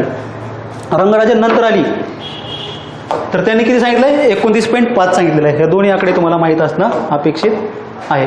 त्यानंतर नेक्स्ट क्वेश्चन बघा दारिद्र्यासंदर्भातच आहे. शेवटचा क्वेश्चन आहे आपला. विशेष प्रदेश विकास कार्यक्रम यासाठी तयार करण्यात आला. ऑप्शन बघा विशेष प्रदेश विकास कार्यक्रम विचारला आहे. विशेष प्रदेश दारिद्र्य निर्मूलन रोजगार वाढ डोंगराळ व आदिवासी भागाचा विकास दुष्काळग्रस्त भागाचा विकास ग्रामीण भागात औद्योगिकरण. तर आता विशेष प्रदेश विकास कार्यक्रम आपल्याला माहीत असणं अपेक्षित. विशेष प्रदेश विकास म्हणजे एखाद्या भागात ड्रॉट प्रोन एरिया आहे दुष्काळग्रस्त भाग आहे किंवा एखादा डेझर्ट एरिया म्हणजे डोंगराळ भाग आहे तर त्या एरियाचा विकास करण्यासाठी हा कार्यक्रम आलेला होता. त्यामध्ये काय मग गरिबी वगैरे दारिद्र्य निर्मूलन हे ऑप्शन येणार नाही आणि ग्रामीण औद्योगिकरण पण येणार नाही. डोंगराळ भाग आणि दुष्काळग्रस्त भाग हे दोन या ठिकाणी ऑप्शन बरोबर येतात. म्हणजे ब आणि क या ठिकाणी हे ऑप्शन या ठिकाणी करेक्ट येतात. ओके. त्यानंतर आता बघा तुम्हाला एवढे सर्व प्रश्न आपण PYQ अनालिसिस केल्यानंतर आपल्या असं लक्षात आलं असेल की आयोगाचा जो सिलेबस आहे आणि मागच्या 2-3 वर्षाचे PYQचे लिंकिंग जर आपण व्यवस्थित त्याचं ॲनालिसिस व्यवस्थित केलं तर आपल्याला या पेपरमध्ये काय आउट ऑफ मार्क मिळवणं किंवा जवळपास 15पैकी 13-14 पर्यंत आपण पोहोचू शकतो. म्हणजे असं म्हणू शकतो की म्हणजे आपल्याला जर या इकॉनॉमिक्स या विषयामध्ये जर चांगले मार्क्स मिळवायचे असतील तर PYQ is the best guide. So PYQचा व्यवस्थित अभ्यास करा आणि तुम्हाला येणाऱ्या 21 डिसेंबरला जी होणारी परीक्षा आहे त्या परीक्षेसाठी सर्वांना खूप खूप शुभेच्छा. धन्यवाद.